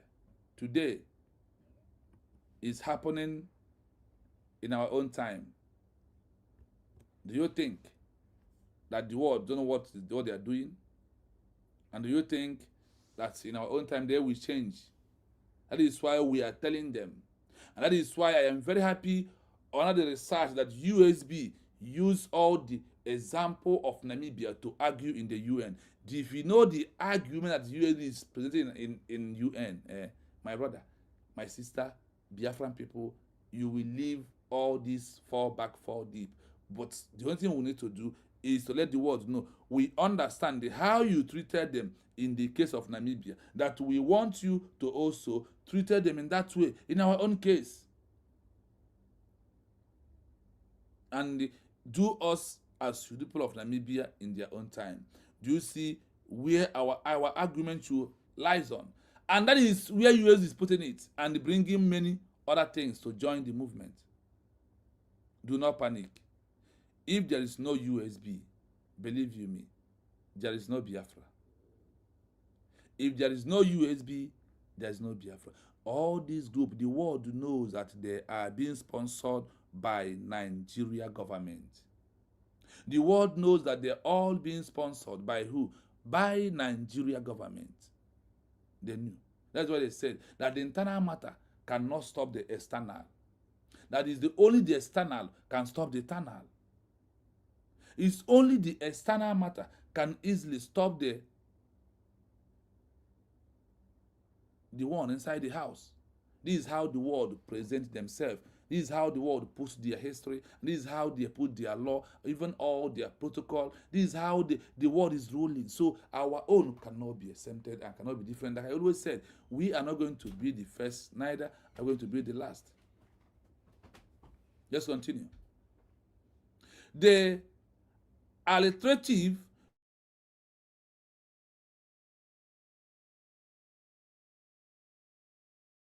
in 1978, SWAPO boycott this election. Now, in this group, calling them a shame, the DTA tried to form an interim government to show they could lead without SWAPO, but the government was never recognized by the United Nations. This is where the world killed the matter. That is bothering you so much. They kill it. And this is the argument of the USB today, everywhere. In the UN, in the EU, in the AU. This is what USB is. They use Namibia to argue everywhere. As example at hand. That is why you will know that you have a government that is capable of doing what? Setting all of us free as the people of Biafra. Because the time that we are into, we deserve to know everything. We deserve to understand what the world wants and how they're treating their case. You know, it's like somebody who you are fighting with, he run to police and bring police. And other people says, no be who first called police win the case. Is it not true? The same way this DTA sued the government of Namibia to court. It's the same way Ogenkre has sued USB in the court. Look at the real history here. Look at what will give you morale to know that USB is on the right track. Look at what will give you the exact mind. So you will know that the USB we are declared is on the right track. I see you. Please, Biafra, first son. I see you. Thank you, sir. Thank you so much. I see all of you. Thank you for coming. Please hit the like button, share, subscribe on the YouTube page if you never do so. That is all I wanted from your hand to make this movement to go far, to send this program, please. This is Real Biafra TV. This is Real Biafra TV. From that place where I see my headline, if you not subscribe, you will see a three dot also there. Touch on that three dot to bring it down. Then you will see the name of the link, then touch it, you subscribe automatically, and keep your notification on so you know when we are here. Once we come live, then you will understand it. You will see the notification and join us. So I want you to believe in USB declared, that all the things that we are passing through today, that people has gone through that in the past. And that road we know see us and close. Do you understand it? The road can never see us and do what? And close. The road must be open. That is why the USB is making a very headway today in the eyes of the international community for us to have Biafra as our own country, not child's play anymore. My people, USB all the way. USB we are declared. I told you what? All the way. There is no other government except USB we are declared. So I want you to stop panicking. I only want you to believe that USB is only way we have to have Biafra as our own country. There is no other way, and there is no other line. Those who challenged the declaration of Namibia, what happened to them? What happened to those people?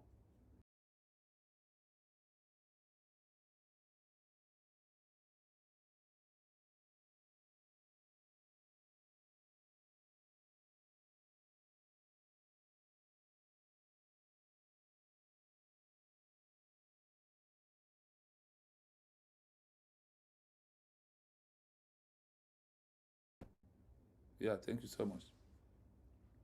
I hope we are there. I hope so. Okay.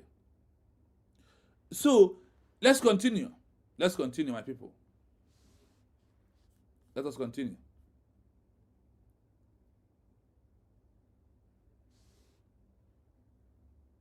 But this government was never recognized by the United Nations. Which government? The DTF, that was being sponsored by South Africa to stop the recognition of Namibia as a country. Like what the government did with Ogenkere, trying to use Ogenkere to stop our movement. And today what happened? Can Ogenkere stop this movement? Can Bryce Nokoma stop this movement? The same thing that's happened in Namibia is what Bryce Nokoma, Shomo Okoma, Oyema Maduabo, Chiamaka Ajere, go 247. Look at where they fall in here. This is the first group that was being formed by South Africa government, and the world never recognized them at all. So that's why I want you to know there is nothing they can do for the world to leave USB they are declared and recognize them. If you like, deceive yourself from today till tomorrow. The world knows their own, and they will recognize their own, because the legal must win illegality. Imam Maduabo is illegality. Ogenkere, illegality. Yeah. And all these groups you are seeing today, they are all illegality. They are not legal. They are not legitimacy. We are talking about the legitimacy of a government of the people. It's only in USB you will find that criteria. And the world knows exactly what's happening in Namibia. Namibia has 5 groups. Those who want to use the movement to make money, those who join because of their pocket, they're all there. Now, listen to the second group. The second group is to prove for you how South Africa even trained military and they throw into Namibia people. Listen to this as we move. Listen. Because everything is here. The Southwest Africa Territorial Force. They call this one what? SWATF. Now, what happened? This was a local military force created by the South Africa administration. It was made up of Namibia citizens from various ethnic backgrounds. Are you hearing it? It was made up of who? from the Namibia people, from different ethnic group, like when you come to Biafra land, you will see those speaking Igbo against what we are doing. You will see those non-speaking Igbo areas, and all that made up Biafra land today, you can see them in there. That is what South Africa did. I hope you heard it here. This is what South Africa did in their own time, and that is what is happening in our own movement today, and you are panicking. Why are you panicking? When you have a government that it is legal in the eyes of the who? Of the international community. I want you to see now, those who fall on this second criteria is Imam Maduabu, their group, and I don't know we go to Fulani who are champion men on ground. The men on ground that have colluded and be working with one Nigeria. The men on ground that have been colluded and working with who? With one Nigeria. That is the one that they are championing. Those who are having meetings with Southeast governors. That Chukwu Okabiama made them to confess. Those are having meetings with Southeast governors. When Abatobi is here with us. That is how you will know when the between has been a very long time. And that is how they have compromised with the Nigerian government. That is how they have been compromised with who? With Nigerian government today. And like the way the SWATF is a military wing working against the military of the Republic of Namibia and being sponsored by who had it here, that it was being sponsored or created by South African government. The conflict. These soldiers were effectively fighting a civilian war against SWAPO, arm wing, PLAN. That is the arm wing of the Namibia. This is the authentic, like today, the USB has our own military. Today, the same thing has happened in the history of Namibia. The question is, did all these people stop Namibia to become a country?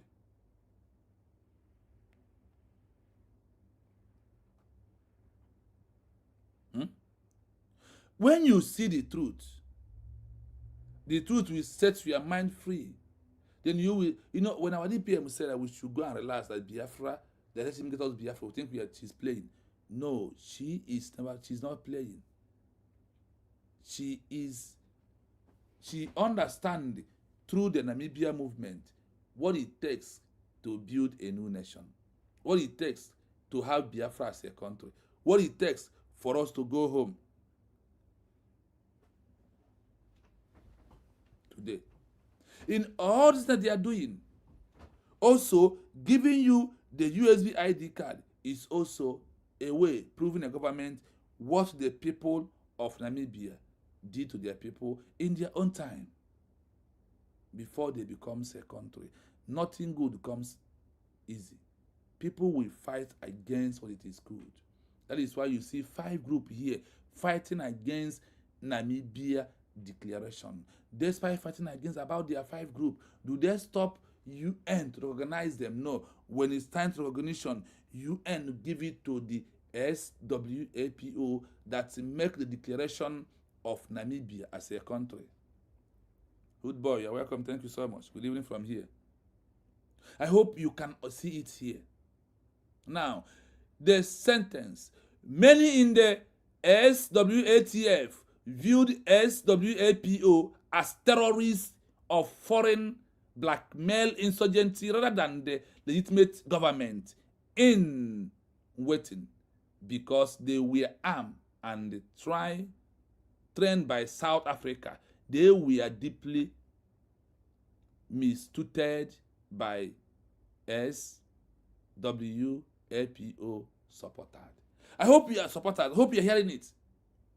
A group of armed fleet, armed struggle, a group of armed was being created by by South Africa. They start fighting against the Namibia military. They start fighting against the civilians, giving order, try to control. But what happened? The recognition that came from the UN to those that make the first declaration of the Namibia was automatically given to SWAPO that make the declaration and they hold the document of the declaration to the world. That is the things that when you look at all these things and see how it works and how it's being functioned, then you will understand why USB were declared is the only option for you. The link you are seeing there is the link in case if you want to join the program, you can hit the link and join us. If you think that you have time to join us, also to contribute about all these saboteurs, how you can see that you don't have to panic because it has happened somewhere in the past and today is here happening in our midst. So that is why I want to know that you don't have to be panic. You don't have to be panic. Then number 3, we are moving to number 3 group. The Rehoboth betters liberated Democratic Party. You see how they come their own? Today, you have IPOB, MASOB, fake FALLBACK BRGIE, BGC, and those who answer AUTOPILOT. There is many names. But we are talking about the most effective 5 that is very easy to be found. That is one I am talking about today. Like the 5 or 4 that is out openly to fight the declaration of Namibia as a country. The Basta community in the Rehoboth region had enjoyed a high degree of autonomy, self-rule since the 1800 years ago. They think that they will remain that way they are, that nobody should disturb them, that nobody should worry them. That is when they create all this group for something, they send their sentence under the leader has the grant. They actually met their own declaration of independence for the Republic of Rehoboth in 1989, just before Namibia national independence. This group went ahead to go and do their own declaration. The question, when you made this declaration, who are those that are going to recognize you? The same UN, that's why I'm telling you that we will not achieve Biafra with the backup of the UN and the 5 council members. They are very important. That is why it's good for us to dance on their tune, for them to go what we want at this time around. Do you understand? So when you look at this number, the third group, the third group went to do their own declaration like Radio Rama and I do believe that AUTOPILOT should come and make another declaration with them. And when this group moved away in 1989 to make their declaration, despite that they make the declaration before the full recognition of Namibia independence was emerged in 1990, do they recognize them? The UN said, okay, because of you have made the declaration, come, we are going to merge 2 of you, recognize 2 of you as one body. The answer is no. The UN directly recognized the first declaration of Namibia by an organization called SWAPO that transitioned into Republic of Namibia. This is how it happens in the past. Now let us continue. Let us continue. Why they resisted? They did not become a citizens of SWAPO government would respect their traditional land rights or their inquiry culture status. They even took the new Namibia government to court to try to keep their autonomy through their eventually what lost. They sue this government again in the court. After the DTA sued them, this third group sued the Namibia that made the declaration of Namibia to court. The question is, do they won? The answer is no. So, I want you to see that with this USB dedicated document, that we are getting everything right, like the way the people of Namibia got to their own right in their own time. Do not change your mind. Do not feel tired, because the people of Namibia never feel tired. So, at this stage that we are into, it is very, very imperative that you understand that it's only USB we are declared is the only last hope for every Biafran in this world. There is no other hope anywhere. There is no other government that the world will recognize except USB. IPOB remain organization. They are not a country. And UN is not recognizing a country. They are not recognizing a group, rather. They are recognizing those that met criteria as a country, which is what USB has overmet today. That is why I want you to know that many things that are happening here today has happened somewhere. And the world are watching. The world knows the truth. The world knows what? The truth. It is very important. If you can try to understand why the world knows the truth is this, that despite the declaration of the third group of Namibia, that they did not merge two of them together, they went ahead and recognized those that made the declaration officially through the organization called SWAPO, that transitioned into a state of a new nation, like it or not. I want you to know that we are on the right track. Continue supporting, continue funding USB they are declared. Forget all this shenanigans. They can never win. They can never win. They can only come and make noise and leave. They can only come, make their noise, and go away. This is how you know them. This is how they behave. This is how they try to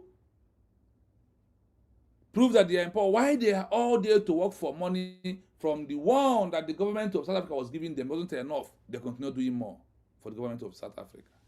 So please, let us focus on the US they are declared, as other countries has gone through that process. And by learning from them, we are going to make a better country, and which you know very well. It's very important that you do so. Let's continue. Lesson number 3. They are claiming that the government of the SWAPO, the government of Namibia, that is going to destroy their properties, destroy things with them. That is why I don't want them. Imagine that. This is a part of things that's holding us. Our people do not want Biafra because they don't want to lose their what? Their property. But what happened? They never lose it. And we, as people of Biafra, must continue to do everything possible. For us to achieve Biafra as our own country, like what we are doing today. Look at all these are happening in Namibia. They never stopped Namibia from being a country today. They never. Like I said, if you want to join us, you have the link there to join us. You have the link. Now, we are going on number 4. Number 4. Action Christians Nation, ACN. Do you see it? Another group has emerged again. From these first 3, the 4th one has emerged. This is what happened in a country in Africa. So, I want to know there's nothing we are losing. Today, you can see the groups and count them by yourself. Like what happened in Namibia. I will always use this word to reconnect to your mind that the recognition goes to only that first one that makes a peaceful declaration. That is the one that you recognize in the case of Namibia. The same thing is here with us. The same thing is what is here with us. That's what we're passing through today. Do not panic. Do not do what? Panic, because the US we are declared has met all necessary legal criteria in the UN, and they argue seriously of what we want and who we are. So help by sharing and liking the program so other people will join us through your share and your link. That is why it's very important at this stage that you share, you like the program, so people will come and join us next time, as it may be. Let us continue. Now, number 4, their sentence. They were the most, there was the most vocal anti-declaration group in terms of registering majority group. They believe that the SWAPO victory would lead to the total collapse of the economy and the end of their way of life. They advocate for strict ethnic protection, and we are the last to accept the 1990 transition. Are you hearing it? That they will never accept the 1990 transition. That they will not. Because of what? They believe that the SWAPO is working for Soviet Union. And them that are working for the South Africa is the one first accusing people that are on the right track. That is what you are seeing today in our movement. That is what is happening in our movement, really. It's not happening in our movement, except the same thing I am telling you right now. I want you to know that in all this that is happening, that you have the option. The option is there. So we must continue. Let's finish this number 4. Now we go. They believe that the SWAPO victory would lead to the total collapse of the economy and the end of the way of life. They advocate of secret entity production and were the latest to accept this 1990 transition. Now, others are transition after the peaceful declaration. It's only you will declare and fall back. Now, this particular group that never believe in the SWAPO, that form their own, that say that they have made their own declaration, what happens to them? They say that they did not believe in the declaration, that they should send them anyway. So when you see some certain thing that is happening in this movement that we are into, do not panic. It has happened somewhere. The truth must always win the lies. The light must always win the darkness. USB we are declared with document in hand is the light and the moon. Nothing you are seeing is darkness. That when the moon and the shine, when the moon and the sun, once ever they zoom off, all those things will disappear. I want you to understand that despite all these 4 groups and the other things they did to SWAPO, that they did never panic. They remain where they are. Chibozo, Chibike Peter, I see you. Thank you so much for coming. I see you. So we must continue. How to clarify ending? Despite the deep division, several factors found this group to eventually accept the declaration. Did you hear it? That many people, South Africa sent delegates and people to make them to present themselves as the one that made the declaration. That's not the SWAPO. What happened? They did not succeed because the evidence is everywhere. That look at people that make the declaration and look at all the write-up and every other thing. The world knows the truth. It's only that they are wasting time to answer the truth. That is one thing I know. They are wasting time. We must continue. Like I said, please, my people, our link is in the comment section. You can see it here. If you want to join us, you are free to join the program as we are about to wind down, because we have spent 4 hours. So if you want to join us, you can join us through the link. Or if you want to call, you can also call. But I prefer that you join us through this link. I'm shifting out right now. I make a contribution. Because it's maximum 4 hours talking. It's not easy, my people. So let us summarize the number 4. That is where the number 5. How the conflict ended. Did it end one day? The answer is yes. It ended when they have seen that the UN has automatically recognized those who they called enemy. When they said the UN has recognized who? the SWAPO that made the first declaration of Namibia as a country. When they find out that it has been recognized, what happened? They now run back and know that the game has changed. And they face the penalty also. So when people refuse, despite the deep division, several factors forces this group to eventually act the decision.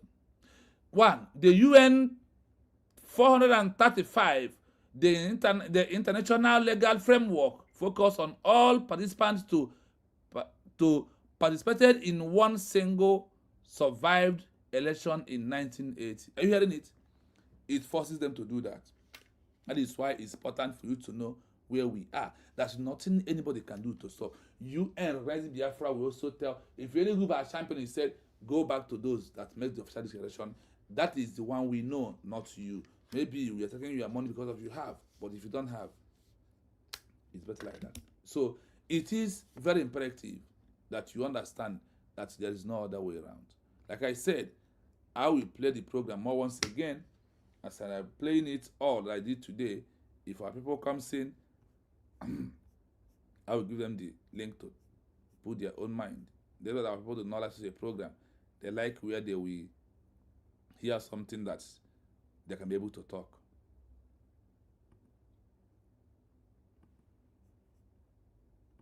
Before the country officially became Namibia, it was known by the colonial name Southwest Africa, or German Southwest Africa during the earlier German rule. The name Namibia was specifically chosen by the liberation movement to replace the colonial designation, which they felt was merely a geographical description rather than a true national identity. The history of the name, Southwest Africa. This was the official name used by the South African administration, which controlled the territory from 1915 until 1990. The origin of Namibia, the name was proposed in the 1960s by Mabaramba Karina, a founding member of the independence movement. Listen. It is derived from the Namib Desert, with Namib meaning vast place in the Kokhagoab language. United Nations recognition. In 1968, the United Nations General Assembly officially recognized the name Namibia for the territory, supporting the protesters' goal of self-determination. However, South Africa continued to use Southwest Africa until independence was finally achieved. Key protesting groups. The most prominent organization leading the protest and the armed struggle was SWAPO, Southwest Africa People's Organization. Although their name still contained Southwest Africa, they were the primary advocates for the name Namibia to represent their future sovereign state. The transition was finalized on March 21, 1990, when the country officially gained independence as the Republic of Namibia. Would you like to know more about the specific legal steps or international declarations that helped Namibia gain its independence? While the vast majority of people in Namibia supported independence, there were several groups that either opposed the specific vision of the liberation movement, SWAPO, or preferred to stay closely tied to South Africa. These groups were often motivated by ethnic concerns, political ideology, or a desire for a different type of government. The opposition generally fell into three main categories. 1. The Democratic Turnhale Alliance, DTA. The DTA was the most significant internal opposition group. Formed in 1977, it was a coalition of several different ethnic and political parties. Their stance: they wanted independence, but they favored a federal system where different ethnic groups would have their own local power. The conflict: SWAPO and the United Nations viewed the DTA as a puppet of the South African government. The DTA received funding and support from South Africa because they were seen as a more moderate, pro-Western alternative to the socialist-leaning SWAPO. Composition: it included groups like the Republican Party, representing many white Namibians, and various traditional leaders from the Herero, Nama, and Baaster communities. 2. Ethnic and minority groups. Some groups feared that a SWAPO-led government would be dominated by the Ovambo people, the largest ethnic group. Because of this fear, they sought different political paths. The Rehoboth Baasters, a distinct community that historically had a high degree of self-government. Many within this community wanted to maintain their specific autonomy rather than being absorbed into a centralized Namibian state. The Southwest African Territorial Force, SWATF. This was a local military force established by South Africa. It was made up of many black Namibians, roughly 80% of the force, who fought against SWAPO's military wing. While many joined for jobs, some were ideologically opposed to SWAPO's methods or political ties to the Soviet Union. 3. Hardline colonial supporters. There was a small but vocal group of white residents, particularly within the National Party of Southwest Africa, who wanted the territory to remain a fifth province of South Africa. They supported the apartheid system and strongly resisted any move toward majority rule or total independence. The result: when the first free elections were held in 1989, the results showed the division clearly. SWAPO won 57% of the vote. The DTA, the main opposition, won 29%. The remaining votes went to smaller parties like the United Democratic Front, UDF, and Action Christian National. Even though these groups disagreed on how Namibia should be run, they eventually came together to write the 1990 Constitution, which is still praised today for protecting the rights of all these different groups. Would you like to know more about how these different groups eventually agreed to work together in the new government?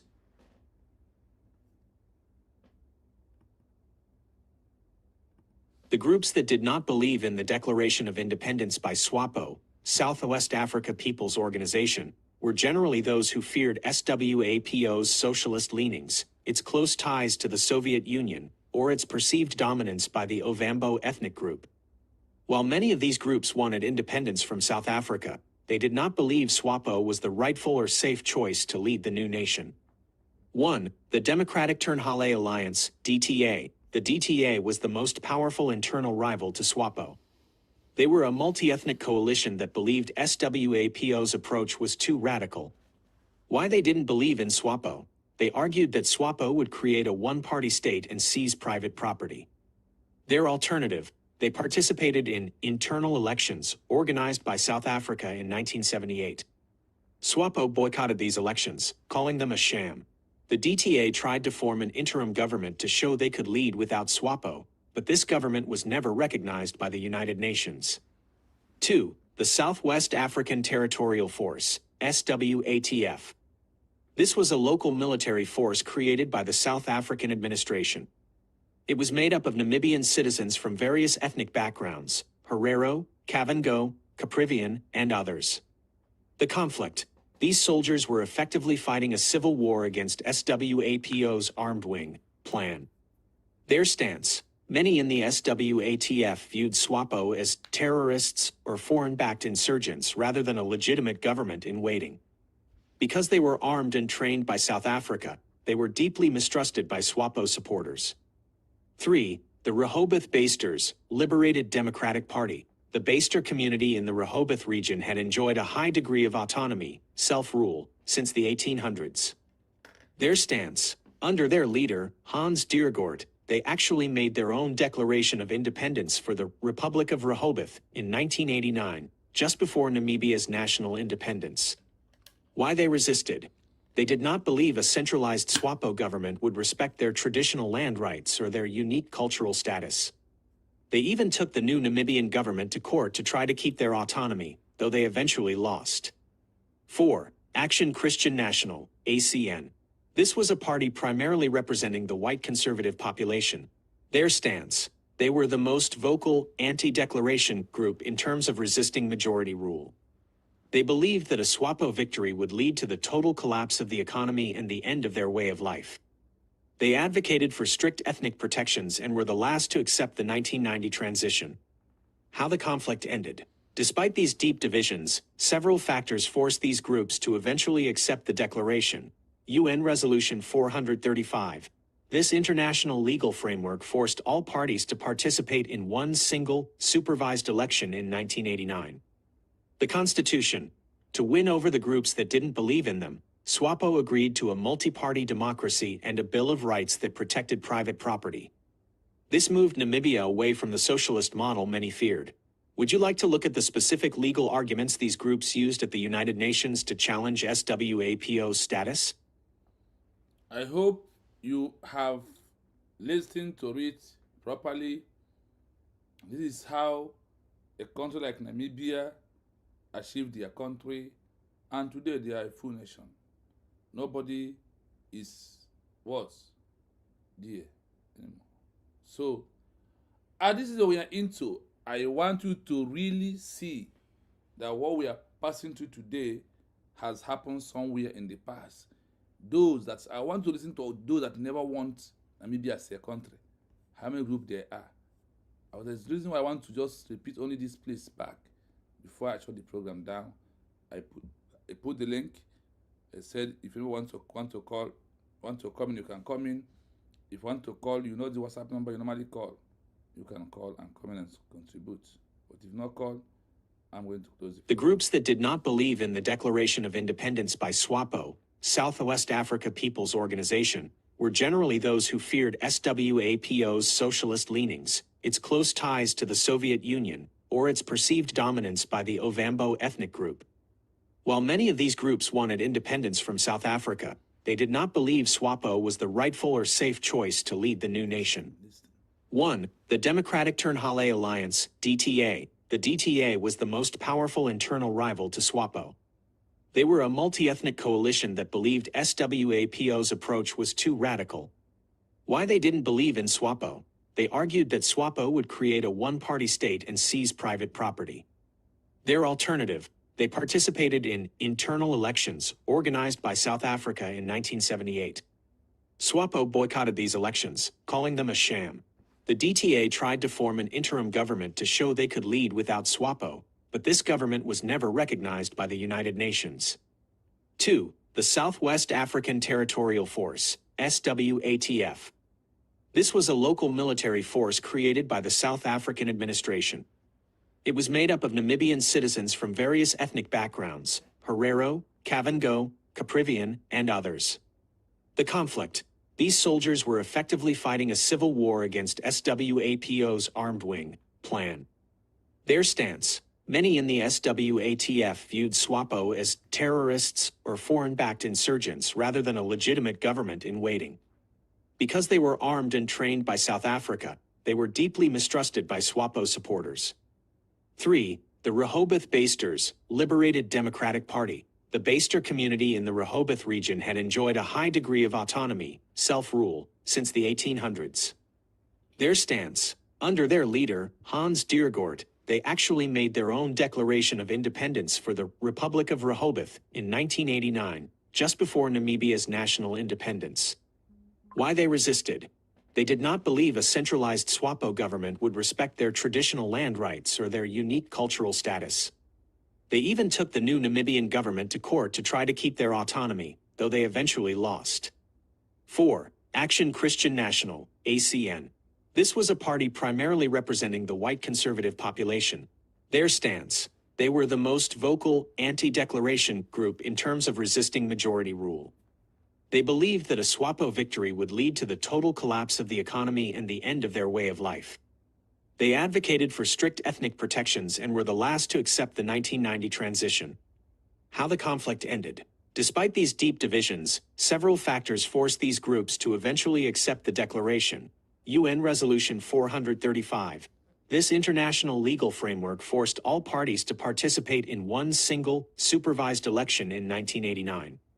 The Constitution. To win over the groups that didn't believe in them, SWAPO agreed to a multi-party democracy and a Bill of Rights that protected private property. This moved Namibia away from the socialist model many feared. Would you like to look at the specific legal arguments these groups used at the United Nations to challenge SWAPO's status? I hope you have listened and see how the people of Namibia succeeded through their first declaration, despite the 4 or 5 groups that was being sponsored by South Africa to stop the movement. They could not be able to stop the legal.